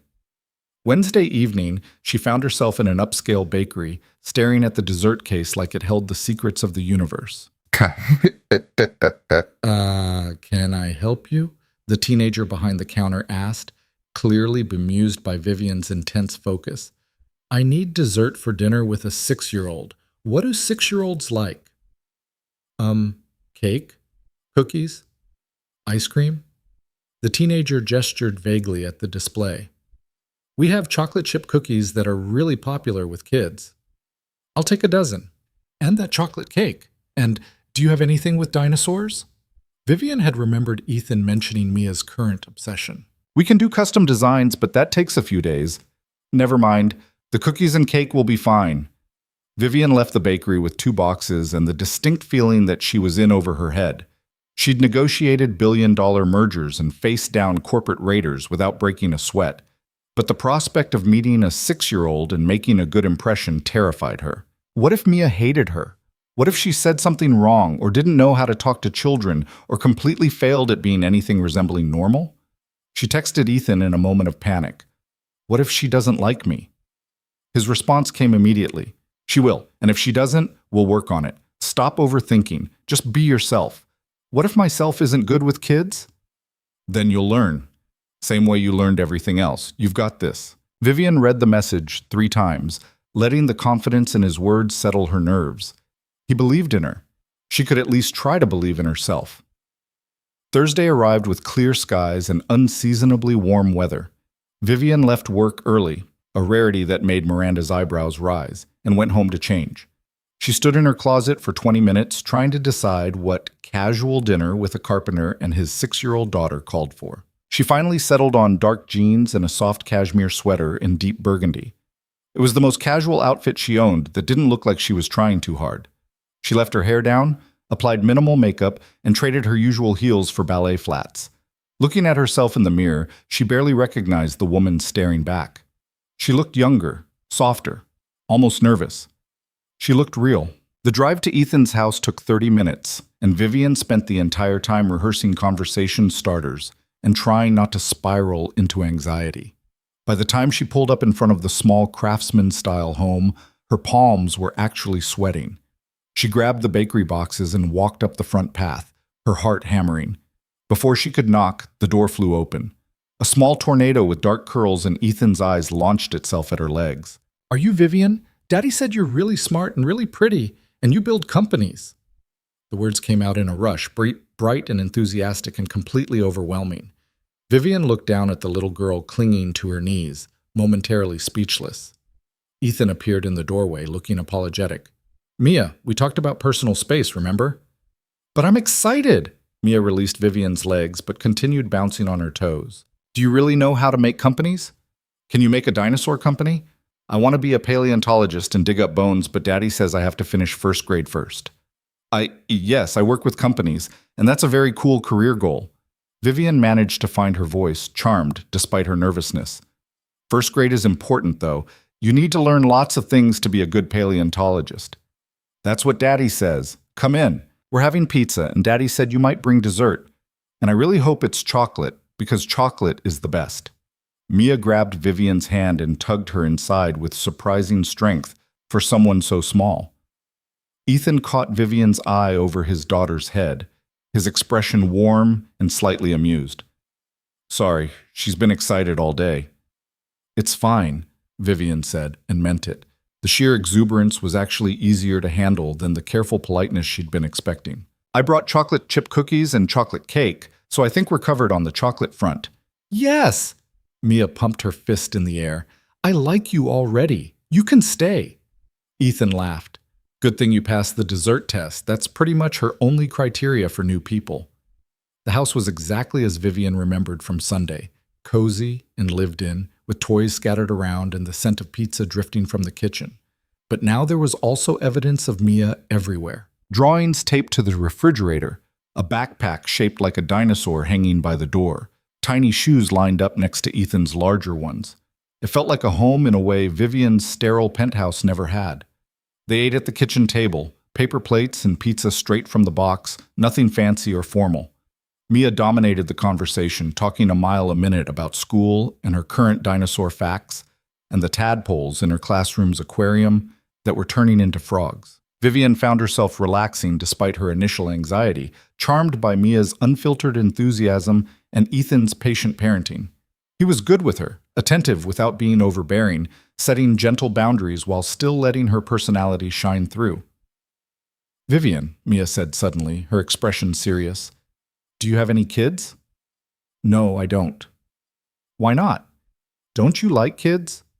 "Mia," Ethan said gently, "that's a personal question." "But I want to know." Mia turned back to Vivian. Because if you don't like kids, that would be sad because I'm a kid and I think you're nice. Vivian felt her throat tighten. I like kids. I just haven't had any of my own yet. Yet means you might later, right? That's what my teacher says. Yet means not now, but maybe someday. Mia took another bite of pizza.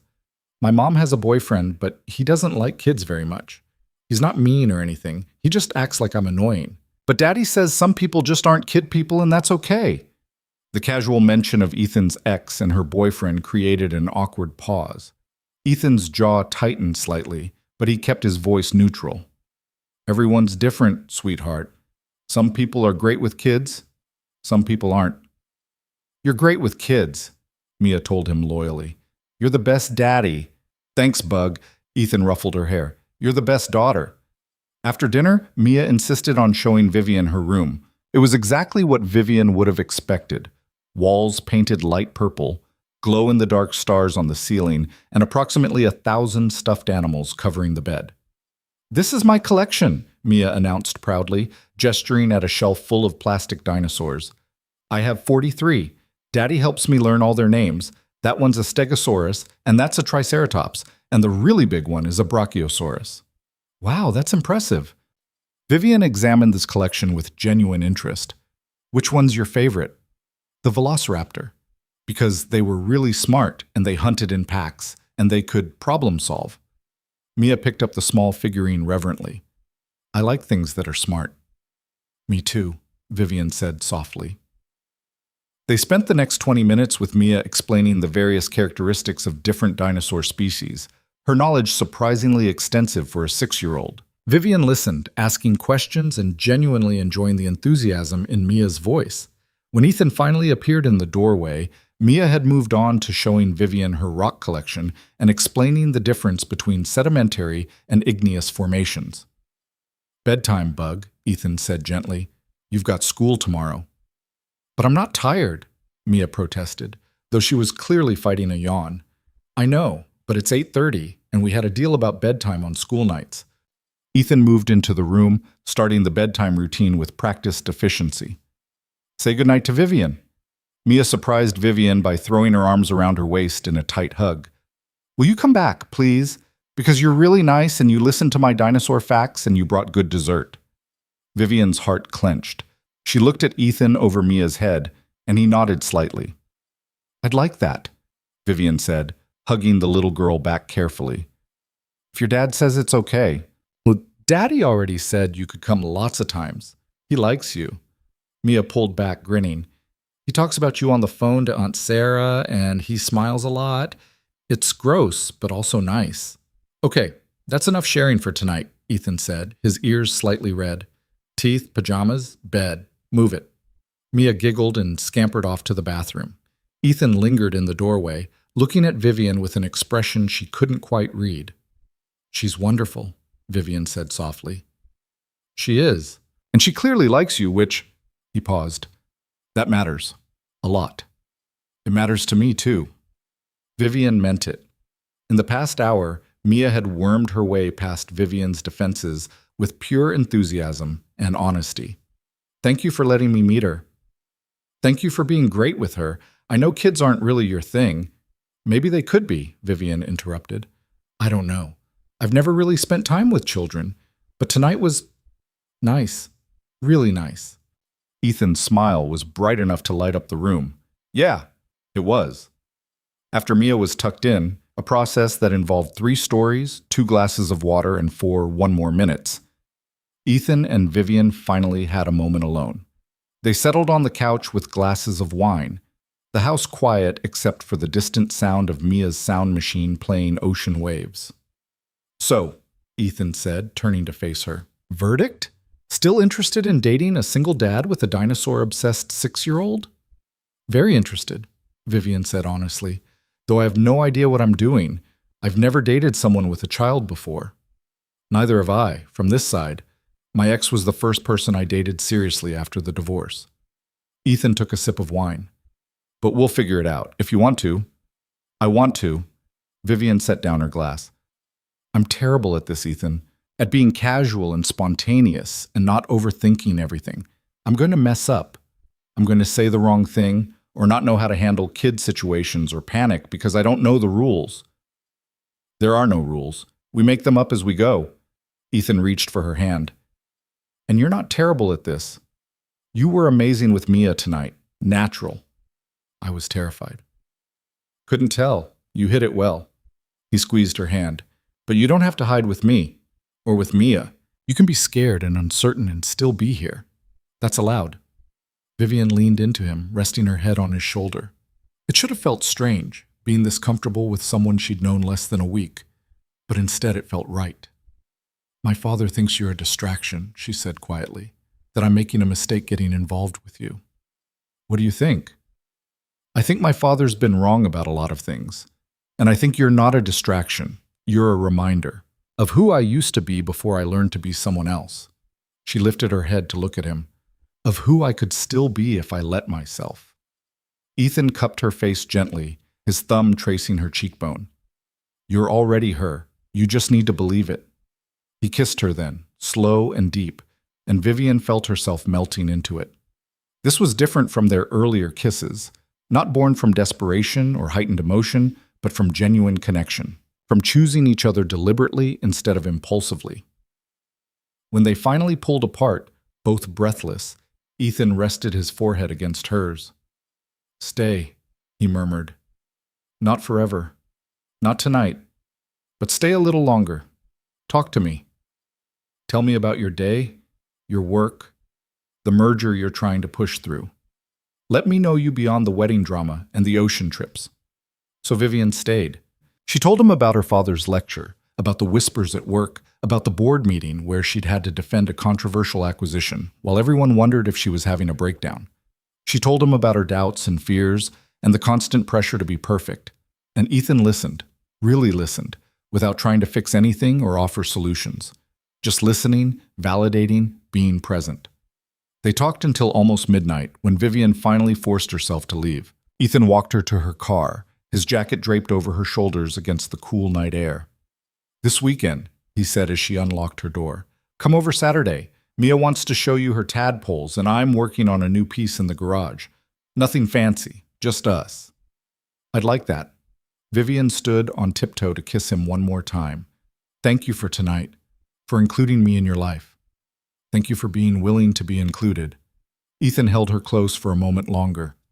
Drive safe. Text me when you get home. Vivian drove back to her penthouse, feeling lighter than she had in years. Her phone buzzed with texts from colleagues and social acquaintances, all wanting to know about her situation with Marcus's brother. She ignored them all. The only person she texted was Ethan when she pulled into her parking garage. Home safe. Tonight was perfect. Thank you. His response came immediately. You were perfect. Mia's already asking when you're coming back. Sleep well. Vivian went to bed smiling, her mind full of dinosaur facts and brown eyes and the sound of a little girl's laughter. The next 2 weeks fell into a pattern. Work during the day, board meetings and conference calls, and the constant pressure to prove she was still competent despite the wedding scandal. Evenings and weekends with Ethan and Mia, pizza dinners and park visits, and quiet moments in his workshop watching him build beautiful things from raw wood. Vivian found herself learning to relax in increments, learning that not everything had to be perfect or controlled, learning that she could be herself, ambitious and intense and driven, while also being soft and vulnerable and open. Mia helped with that more than anyone. The little girl had no filters, no walls, no pretense. She said what she thought and felt what she felt and expected everyone else to do the same. In her presence, Vivian found it impossible to maintain the polished facade she showed the rest of the world. You're different now, her assistant Miranda commented one Friday afternoon. Lighter, less uptight, Vivian supplied with a wry smile. I was going to say intense, but yes. Miranda studied her curiously. It's good. Whatever you're doing, it's working. What she was doing was choosing herself, choosing honesty over image, choosing connection over control. Her father noticed too, though he said nothing directly. But Vivian caught him watching her sometimes during board meetings, his expression unreadable. She wondered what he saw, whether he recognized the woman she was becoming as someone closer to her mother than to him. 3 weeks after the wedding, Marcus called her office line. Vivian stared at the caller ID for 3 rings before answering. I thought I blocked your number. You did. This is my office line. Marcus's voice was careful, tentative. Do you have a minute? That depends. What do you want? To apologize. Properly. He paused. And to tell you that you were right about everything you said at the wedding. Vivian sat back in her chair, surprised. I'm listening. Melissa and I had a long talk after the wedding. About you, about our relationship, about what you said. Marcus took a breath. You were right. I did ask you to be smaller. I was intimidated by your ambition and your intensity, and instead of dealing with my own insecurity, I made it your problem. I asked you to change instead of accepting who you were. Yes, you did. And I'm sorry, really sorry. You deserved better than that. His voice was sincere. I hope you found it. With Ethan. The mention of his brother created a moment of tension. We're seeing each other, Vivian said carefully. It's new, but it's good. Good. I'm glad. Marcus actually sounded like he meant it. He's different from me. More secure, less hung up on appearances. Probably exactly what you need. Probably, Vivian agreed. But Marcus? I'm not doing this to hurt you or prove anything. I genuinely like him. I know. I can see that. He was quiet for a moment. For what it's worth, I think my brother's lucky, and I hope he's smart enough to appreciate you in all the ways I didn't. After they hung up, Vivian sat at her desk for a long time, processing the conversation. It felt like closure. Real closure. Not the manufactured kind she'd tried to force at the wedding. Marcus had moved on. She had moved on. And somehow, they'd both ended up better for it. That weekend, Ethan took Vivian and Mia to the aquarium. They spent hours wandering through the exhibits, Mia pressing her nose against the glass and rattling off facts about marine life with the same enthusiasm she brought to dinosaurs. Vivian found herself relaxed and happy, holding Ethan's hand while Mia darted ahead to the next display. You're good at this, Ethan said quietly as they watched Mia explain the life cycle of jellyfish to a bemused security guard. At what? Being part of our lives. Being with us. He pulled her closer. I know it's only been a few weeks, but it feels right. You feel right. Vivian's heart swelled. It feels right to me too. Scary and overwhelming sometimes, but right. Yeah, that sounds about accurate. Ethan kissed her temple. Thank you for taking a chance on us. On me and my messy life and my dinosaur-obsessed kid. Thank you for seeing me, Vivian said softly, for reminding me I could be more than just the Ice Queen billionaire. You were never just that. You just needed someone to remind you. They stood there watching Mia charm the security guard into letting her touch a sea star in the touch tank, and Vivian felt something settle in her chest. Not quite peace. She was still figuring too much out for that, but contentment. The feeling of being exactly where she was supposed to be. Later that night, after they dropped Mia at her mother's house for the week, Ethan and Vivian went back to his place. They sat on his back deck under the stars, wrapped in a blanket, talking about everything and nothing. I love you, Ethan said suddenly, quietly, like he was testing the words. Vivian's breath caught. It was too soon. They'd only known each other a month.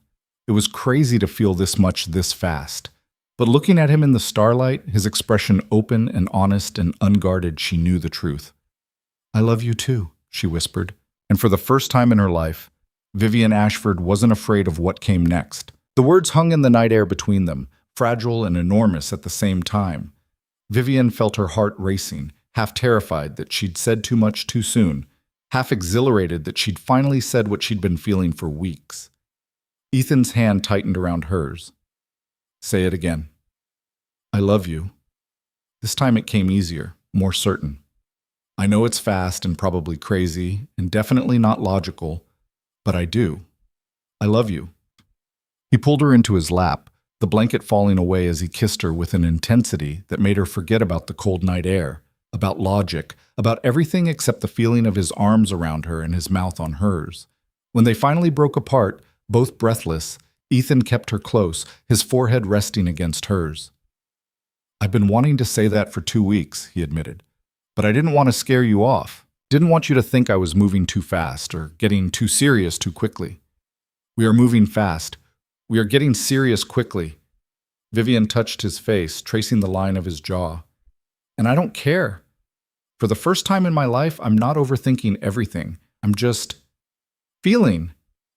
And what I feel is that this is right. Yeah, it is. Ethan kissed her again, softer this time. So what do we do now? Now we figure out how to make this work. Really work. Vivian settled more comfortably in his arms. Because I'm not interested in casual anymore. I want all of it. You and Mia and this life you've built. I want to be part of it. You already are part of it. Ethan's voice was warm. Mia asks about you every day. Wants to know when you're coming over, what you're doing, if you'll teach her about business when she's older. You've charmed her completely. She's charmed me too. She's amazing, Ethan. Smart and funny and so completely herself. Vivian smiled. I've never met a kid who's so comfortable in her own skin. She doesn't try to be anything other than who she is. That's all her mom and I wanted for her, to grow up knowing she didn't have to perform or pretend to be loved. He paused, which is why I need to tell you something. About Sarah, my ex.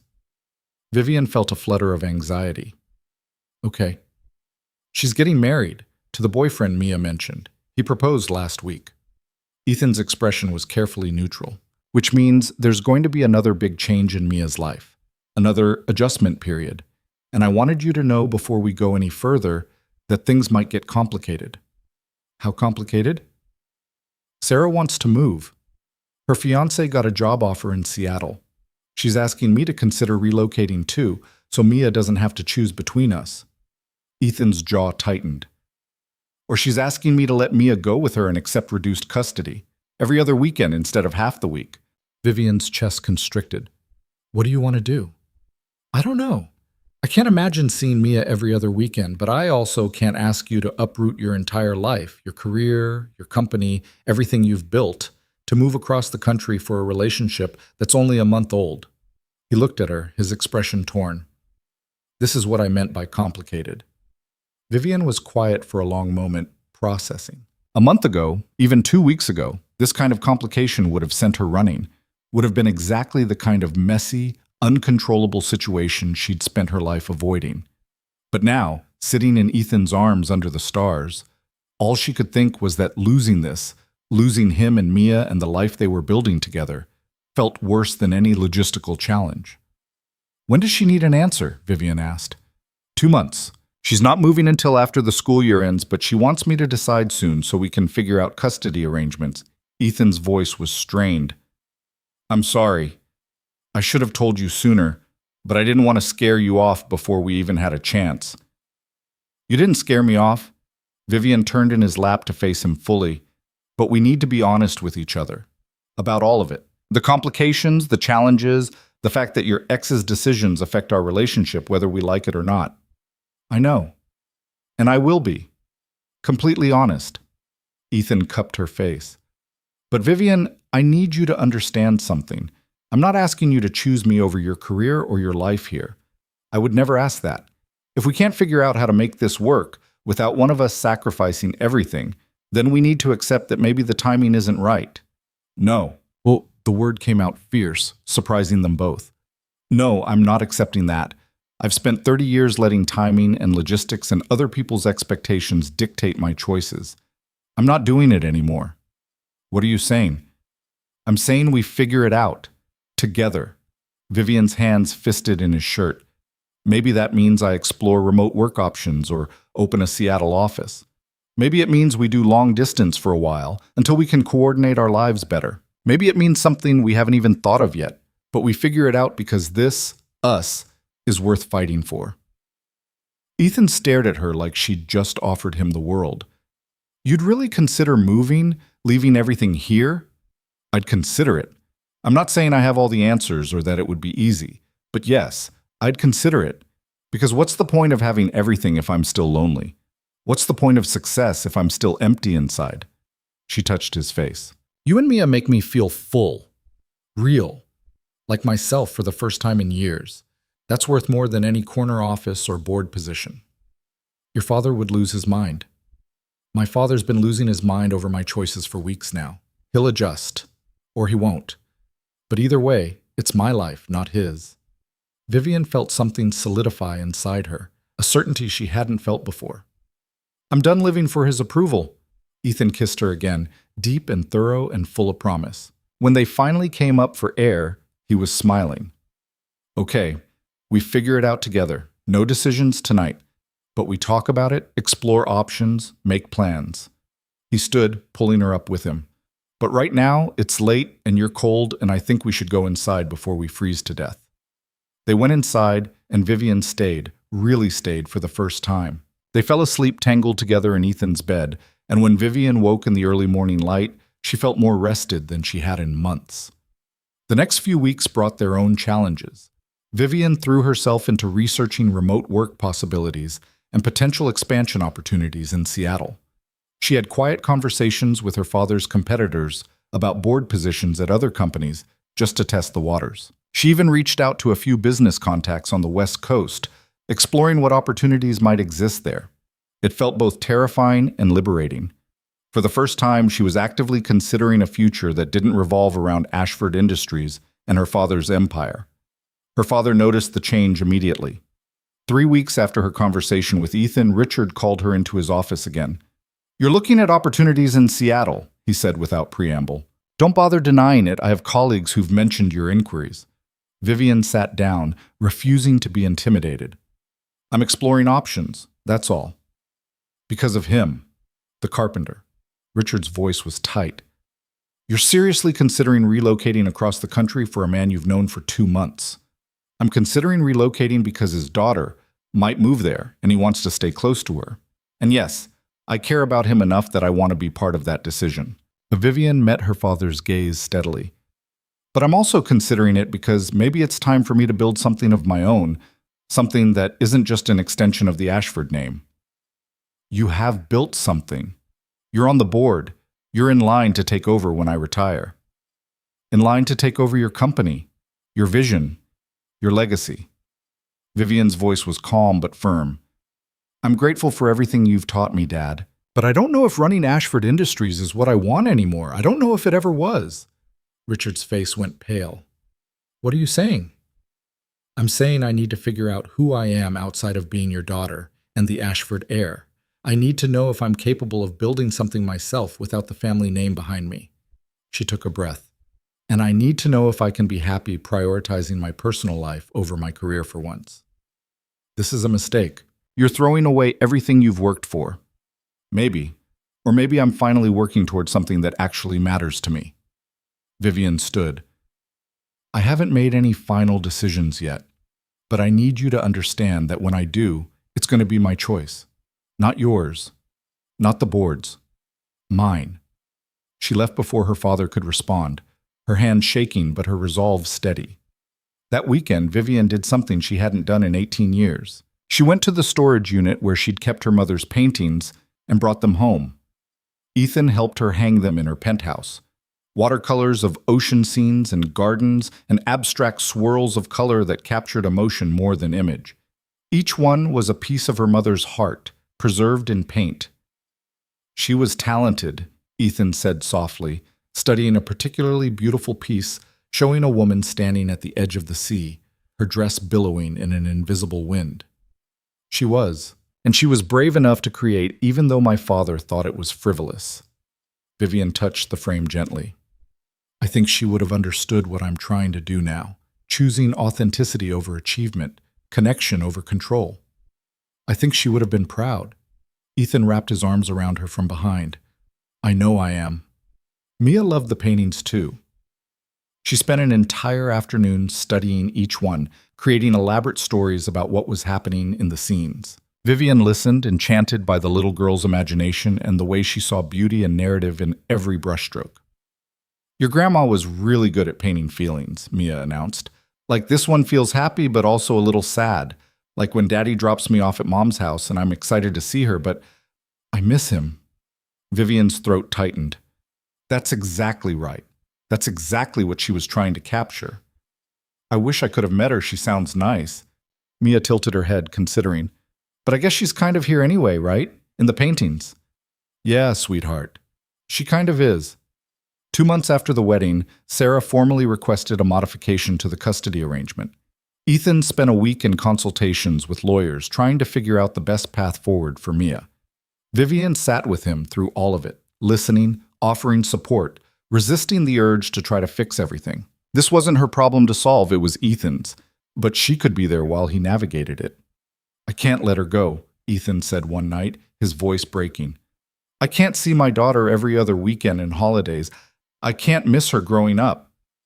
Then we move, Vivian said simply. We relocate to Seattle. We figure out the logistics. We make it work. Vivian, that's not... You can't just... Ethan shook his head. Your entire life is here. Your career, your father, the company. I can't ask you to give all that up. You're not asking. I'm offering. Vivian took his hands. I've been doing research. There are opportunities in Seattle. Tech companies looking for board members, venture capital firms interested in my experience. I could consult remotely for Ashford Industries or step back entirely. I have options. But do you want those options? Or are you just trying to save me from an impossible choice? It was a fair question. Vivian took a moment to really consider it, examining her motivations honestly. 6 months ago, I would have been trying to save you, trying to fix the problem and be the hero. She met his eyes. But that's not what this is. This is me choosing what I want. And what I want is a life with you and Mia. A life where I'm not just a businesswoman or an Ashford, but a partner, and eventually, maybe, a stepmom. A life where I get to be whole instead of just successful. Ethan pulled her into his arms, holding her tight. I love you so much, but I need you to be absolutely sure. Because once we do this, there's no going back. Your father might never forgive you. Your social circle will definitely have opinions. And Seattle is rainy and far from everything you know. I'm sure. And she was. More sure than she'd been about anything in years. Besides, I like rain, and I'm excellent at making new professional contacts. And as for my father, she pulled back to look at him. He'll adjust, or he won't. But I can't keep living my life for his approval. The next day, Vivian requested a formal meeting with the board of Ashford Industries. She'd prepared her presentation carefully, outlining a proposal for a Seattle satellite office focused on West Coast tech acquisitions. It would allow her to maintain her board position while relocating, creating new opportunities for the company while accommodating her personal life. The board was skeptical at first, but Vivian made her case with the same competence and strategic thinking that had earned her the position in the first place. By the end of the meeting, she had tentative approval to explore the expansion. Her father was the only dissenting vote. After the meeting, Richard caught her in the hallway. This is really what you want? He asked, his voice gruff. To leave everything we've built here for a man and his daughter? I'm not leaving what we've built, I'm expanding it. And yes, I'm doing it in a way that accommodates my personal life. Is that really so terrible? Vivian faced him squarely. You taught me to be strategic, to seize opportunities, to build something meaningful. That's what I'm doing, just not in the way you expected. Richard was quiet for a long moment. Then, quietly, your mother would have liked him, Ethan. She always said I needed to care less about appearances and more about character. She would have said he has good character. It was the first time her father had mentioned her mother in years without Vivian bringing her up first. She would have, Vivian agreed softly. She would have liked him a lot, and she would have liked the version of me I'm becoming with him. And what version is that? Someone who's both strong and soft, ambitious and vulnerable, successful and happy. Vivian's eyes prickled with unexpected tears. Someone more like her, and less like the armor you taught me to wear after she died. Richard's expression cracked, revealing the grief he'd kept locked away for 18 years. I didn't know how else to protect you. After I lost her, I couldn't bear the thought of you being hurt too, so I taught you to be invulnerable. But invulnerable also means unreachable, untouchable. Vivian touched her father's arm. Mom wouldn't have wanted that for me. She would have wanted me to live fully, even if it meant risking pain. I know. Richard's voice was hoarse. I'm starting to see that. And I'm starting to see that maybe I've been holding on too tight because I was afraid of losing you the way I lost her. You're not losing me, Dad. I'm just growing, changing, becoming who I was always supposed to be. Vivian managed a watery smile. And I'll need you, even in Seattle, even building my own path. I'll still need my father. Richard pulled her into a stiff, unpracticed hug. I'll try to do better, to support your choices instead of fighting them. But Vivian, don't sacrifice too much. Don't lose yourself trying to fit into someone else's life the way you did with Marcus. I won't. Ethan isn't Marcus. He doesn't want me to be smaller. He wants me to be exactly who I am. She hugged her father back. That's how I know this is right. The next 3 months were a whirlwind of planning and logistics. Vivian worked with the board to establish the Seattle office, hiring staff and setting up operations. She put her penthouse on the market and worked with a realtor to find a place in Seattle, something with enough space for all of them, close to good schools for Mia. Ethan coordinated with Sarah on the custody arrangement, ultimately agreeing to a schedule that gave him equal time with Mia. Sarah was surprisingly supportive once she understood that Vivian was part of the equation, that Mia would have stability and care in Seattle. I was worried you were going to fight me on this, Sarah admitted during one co-parenting meeting that Vivian attended at Ethan's request. But knowing Vivian's going to be there, I feel better about it. Mia loves her. The feeling's mutual, Vivian said honestly. I'm not trying to replace you, but I do care about her, a lot. I know. She talks about you constantly. Sarah smiled. Vivian this, Vivian that. Apparently, you're teaching her about business and women in leadership, and she's decided she wants to be a paleontologist CEO when she grows up. Vivian laughed. That sounds about right. The move itself happened in late summer, just before Mia started second grade. Vivian's father surprised her by flying out for the weekend to help them settle in, his presence gruff but supportive. The house they'd chosen was nothing like Vivian's sterile penthouse. It was a rambling craftsman in a neighborhood full of families, with a yard big enough for Mia to play in, and a garage Ethan was already converting into a workshop. It had character and warmth and felt like a home from the moment they walked in. This is really happening, Vivian said, standing in the empty living room on a moving day, surrounded by boxes and possibilities.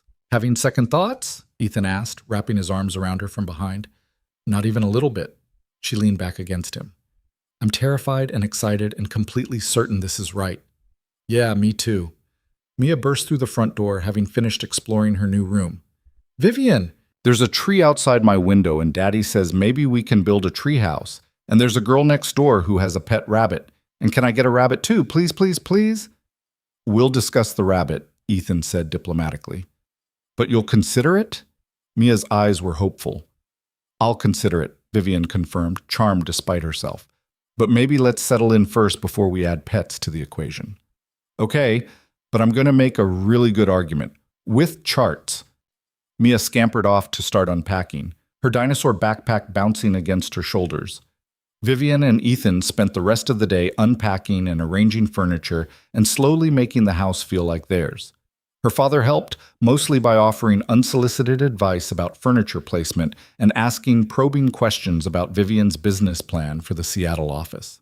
By evening, they'd made significant progress. Richard left for his hotel, promising to return in the morning to help with the rest. Mia fell asleep on the couch, exhausted from excitement and exploration. Ethan carried her to her new room while Vivian hung her mother's paintings in the living room, each one finding a perfect spot on the walls. The ocean painting went above the fireplace, her mother's figure eternal in her contemplation of the waves. She'd be proud of you, Ethan said, joining Vivian in front of the painting. Your mom. She'd be proud of how brave you've been. I hope so. Vivian leaned against him. I think she would have liked you. The way you see beauty in simple things, the way you build with your hands instead of just with money, the way you love Mia so completely. I love you just as completely. Ethan turned her to face him.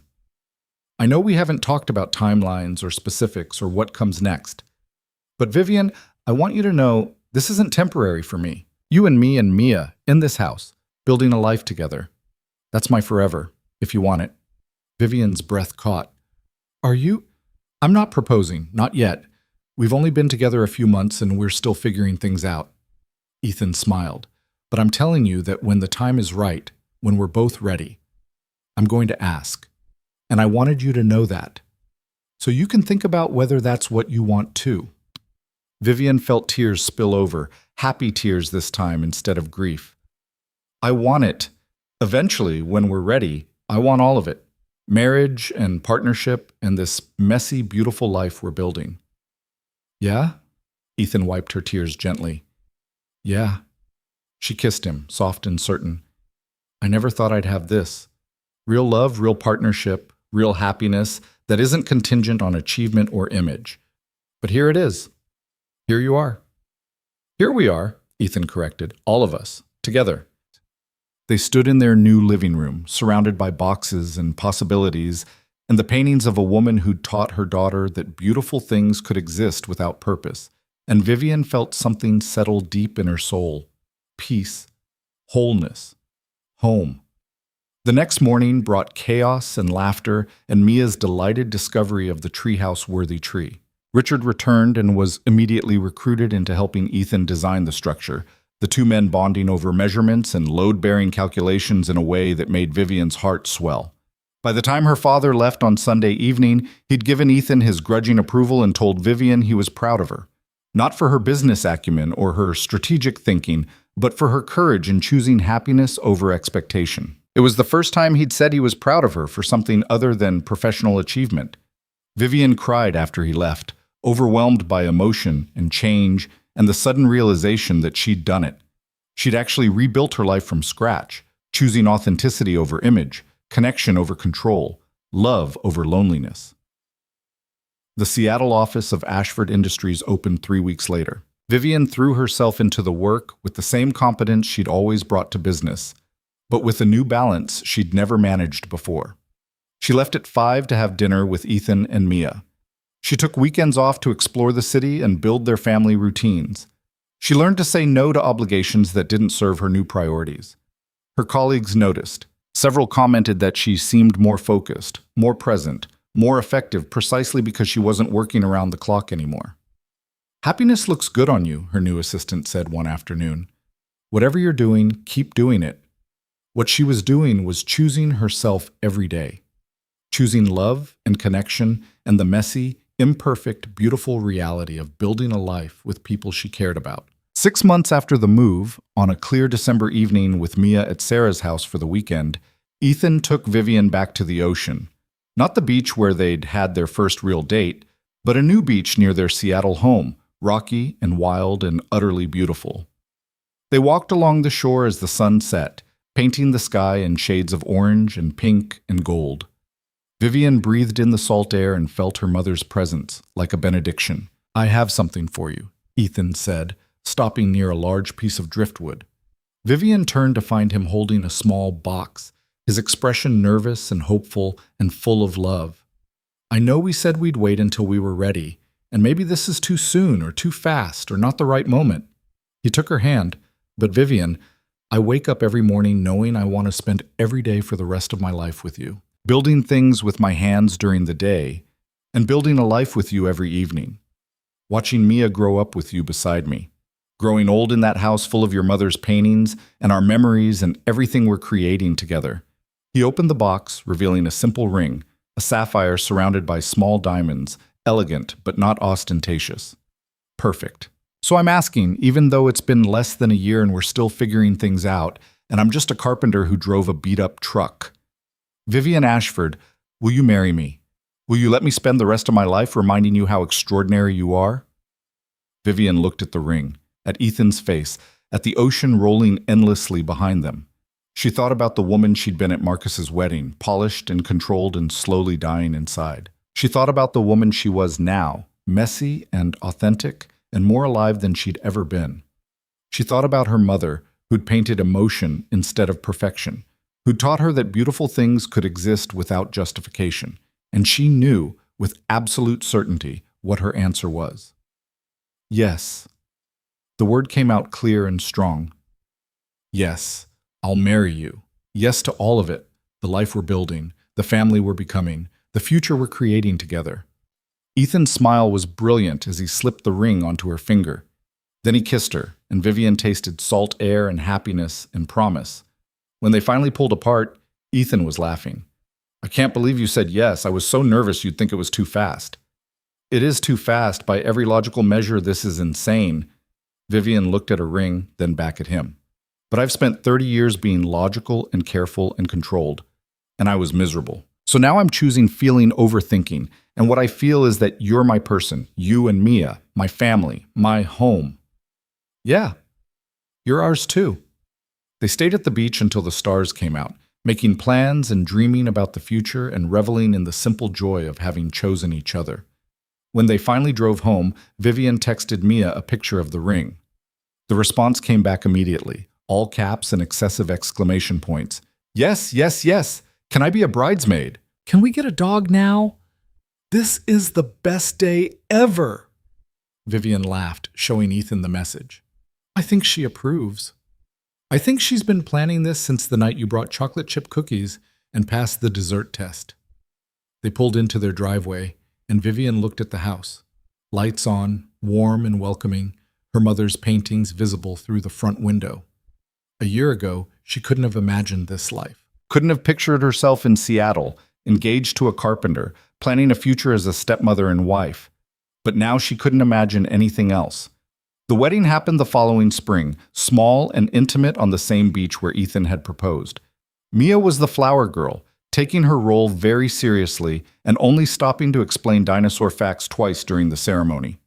Richard walked Vivian down the makeshift aisle, his eyes suspiciously bright as he handed her off to Ethan. Marcus and Melissa sent a gift and their congratulations, a gesture of goodwill that Vivian appreciated.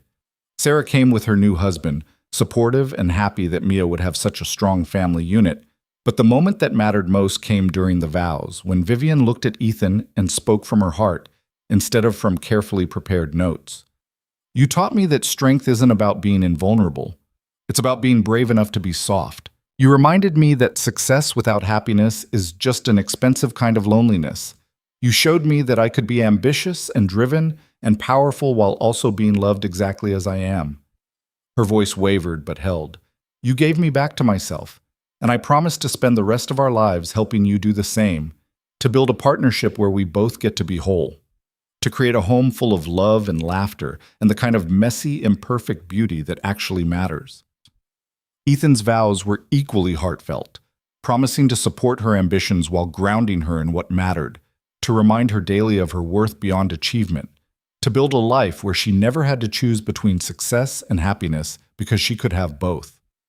When they kissed as husband and wife, Mia cheered loudly enough to startle the seagulls, and Vivian laughed against Ethan's mouth, overwhelmed by joy. The reception was held at their home, the backyard transformed with string lights and flowers and tables full of food. It was nothing like the polished elegance of Marcus's wedding. It was better, authentic and warm and full of people who actually cared about them. Richard gave a toast that made Vivian cry, talking about how proud her mother would be to see the woman their daughter had become, how she'd inherited her mother's courage and her father's strategic mind, but had the wisdom to balance both. To Vivian and Ethan, he finished, raising his glass. May you build something even more beautiful than my daughter has already built, a life full of love.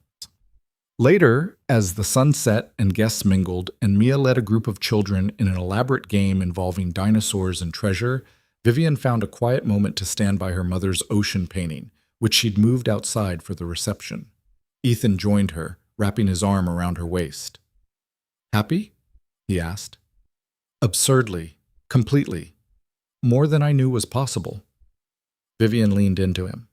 A year ago, I thought my life was over. Thought watching Marcus marry someone else was the end of any chance I had at real happiness.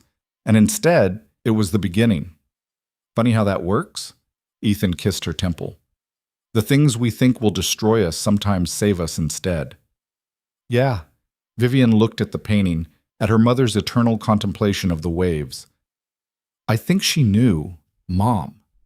I think she always knew that the only way to really live was to be brave enough to feel everything, even when it hurt. To choose connection over safety, to let yourself be vulnerable instead of invincible. She raised a good daughter. She raised a daughter who forgot her lessons for a while, but who remembered them when it mattered. Vivian turned in his arms. Thank you for helping me remember, for seeing me when I was lost and helping me find my way back to myself. We found our way to each other, Ethan corrected. That's what matters. Two people who were brave enough to choose feeling over fear. To build something real instead of something perfect. Mia ran up to them, breathless and excited. Daddy, Vivian, who's now my stepmom, which is so cool. Come dance. Everyone's dancing and it's fun, and I want both of you. She grabbed their hands and tugged them toward the makeshift dance floor, where their guests were swaying to music under the string lights. Vivian let herself be pulled along, laughing, her expensive shoes already abandoned somewhere in the grass. They danced, the three of them together, then Ethan and Vivian alone, then with various guests cutting in and out. Richard danced with his daughter for the first time in years, telling her quietly that he was learning to let go of control, to trust that she knew what she was doing. As the evening wore on and the stars came out, Vivian found herself standing at the edge of the celebration, watching the people she loved most laugh and dance and celebrate. Her father talking woodworking with Ethan, Mia teaching a group of adults the proper way to roar like a T-Rex. Her new Seattle colleagues mingling with old friends who'd made the trip west. This was her life now, messy and imperfect and utterly beautiful. Nothing like what she'd planned, nothing like what she'd been taught to want. It was so much better. Ethan found her again, always finding her, and pulled her close. What are you thinking? He asked. That I'm grateful. For the wedding that I thought would break me but actually set me free. For the stranger who caught me when I was falling apart. For the daughter who taught me that it's okay to be enthusiastic and authentic and completely yourself. She looked up at him. For you. For choosing me and letting me choose you back. Always, Ethan promised. Every day for the rest of our lives. I choose you. I choose you too. They kissed under the stars, surrounded by love and laughter and the sound of the ocean in the distance. And Vivian Ashford, now Vivian Hale, felt something she'd been chasing her entire life finally settle into place. Not perfection, not control, not the polished image of success that left her empty inside. Just love. Real, messy, imperfect, extraordinary love. And it was more than enough. It was everything.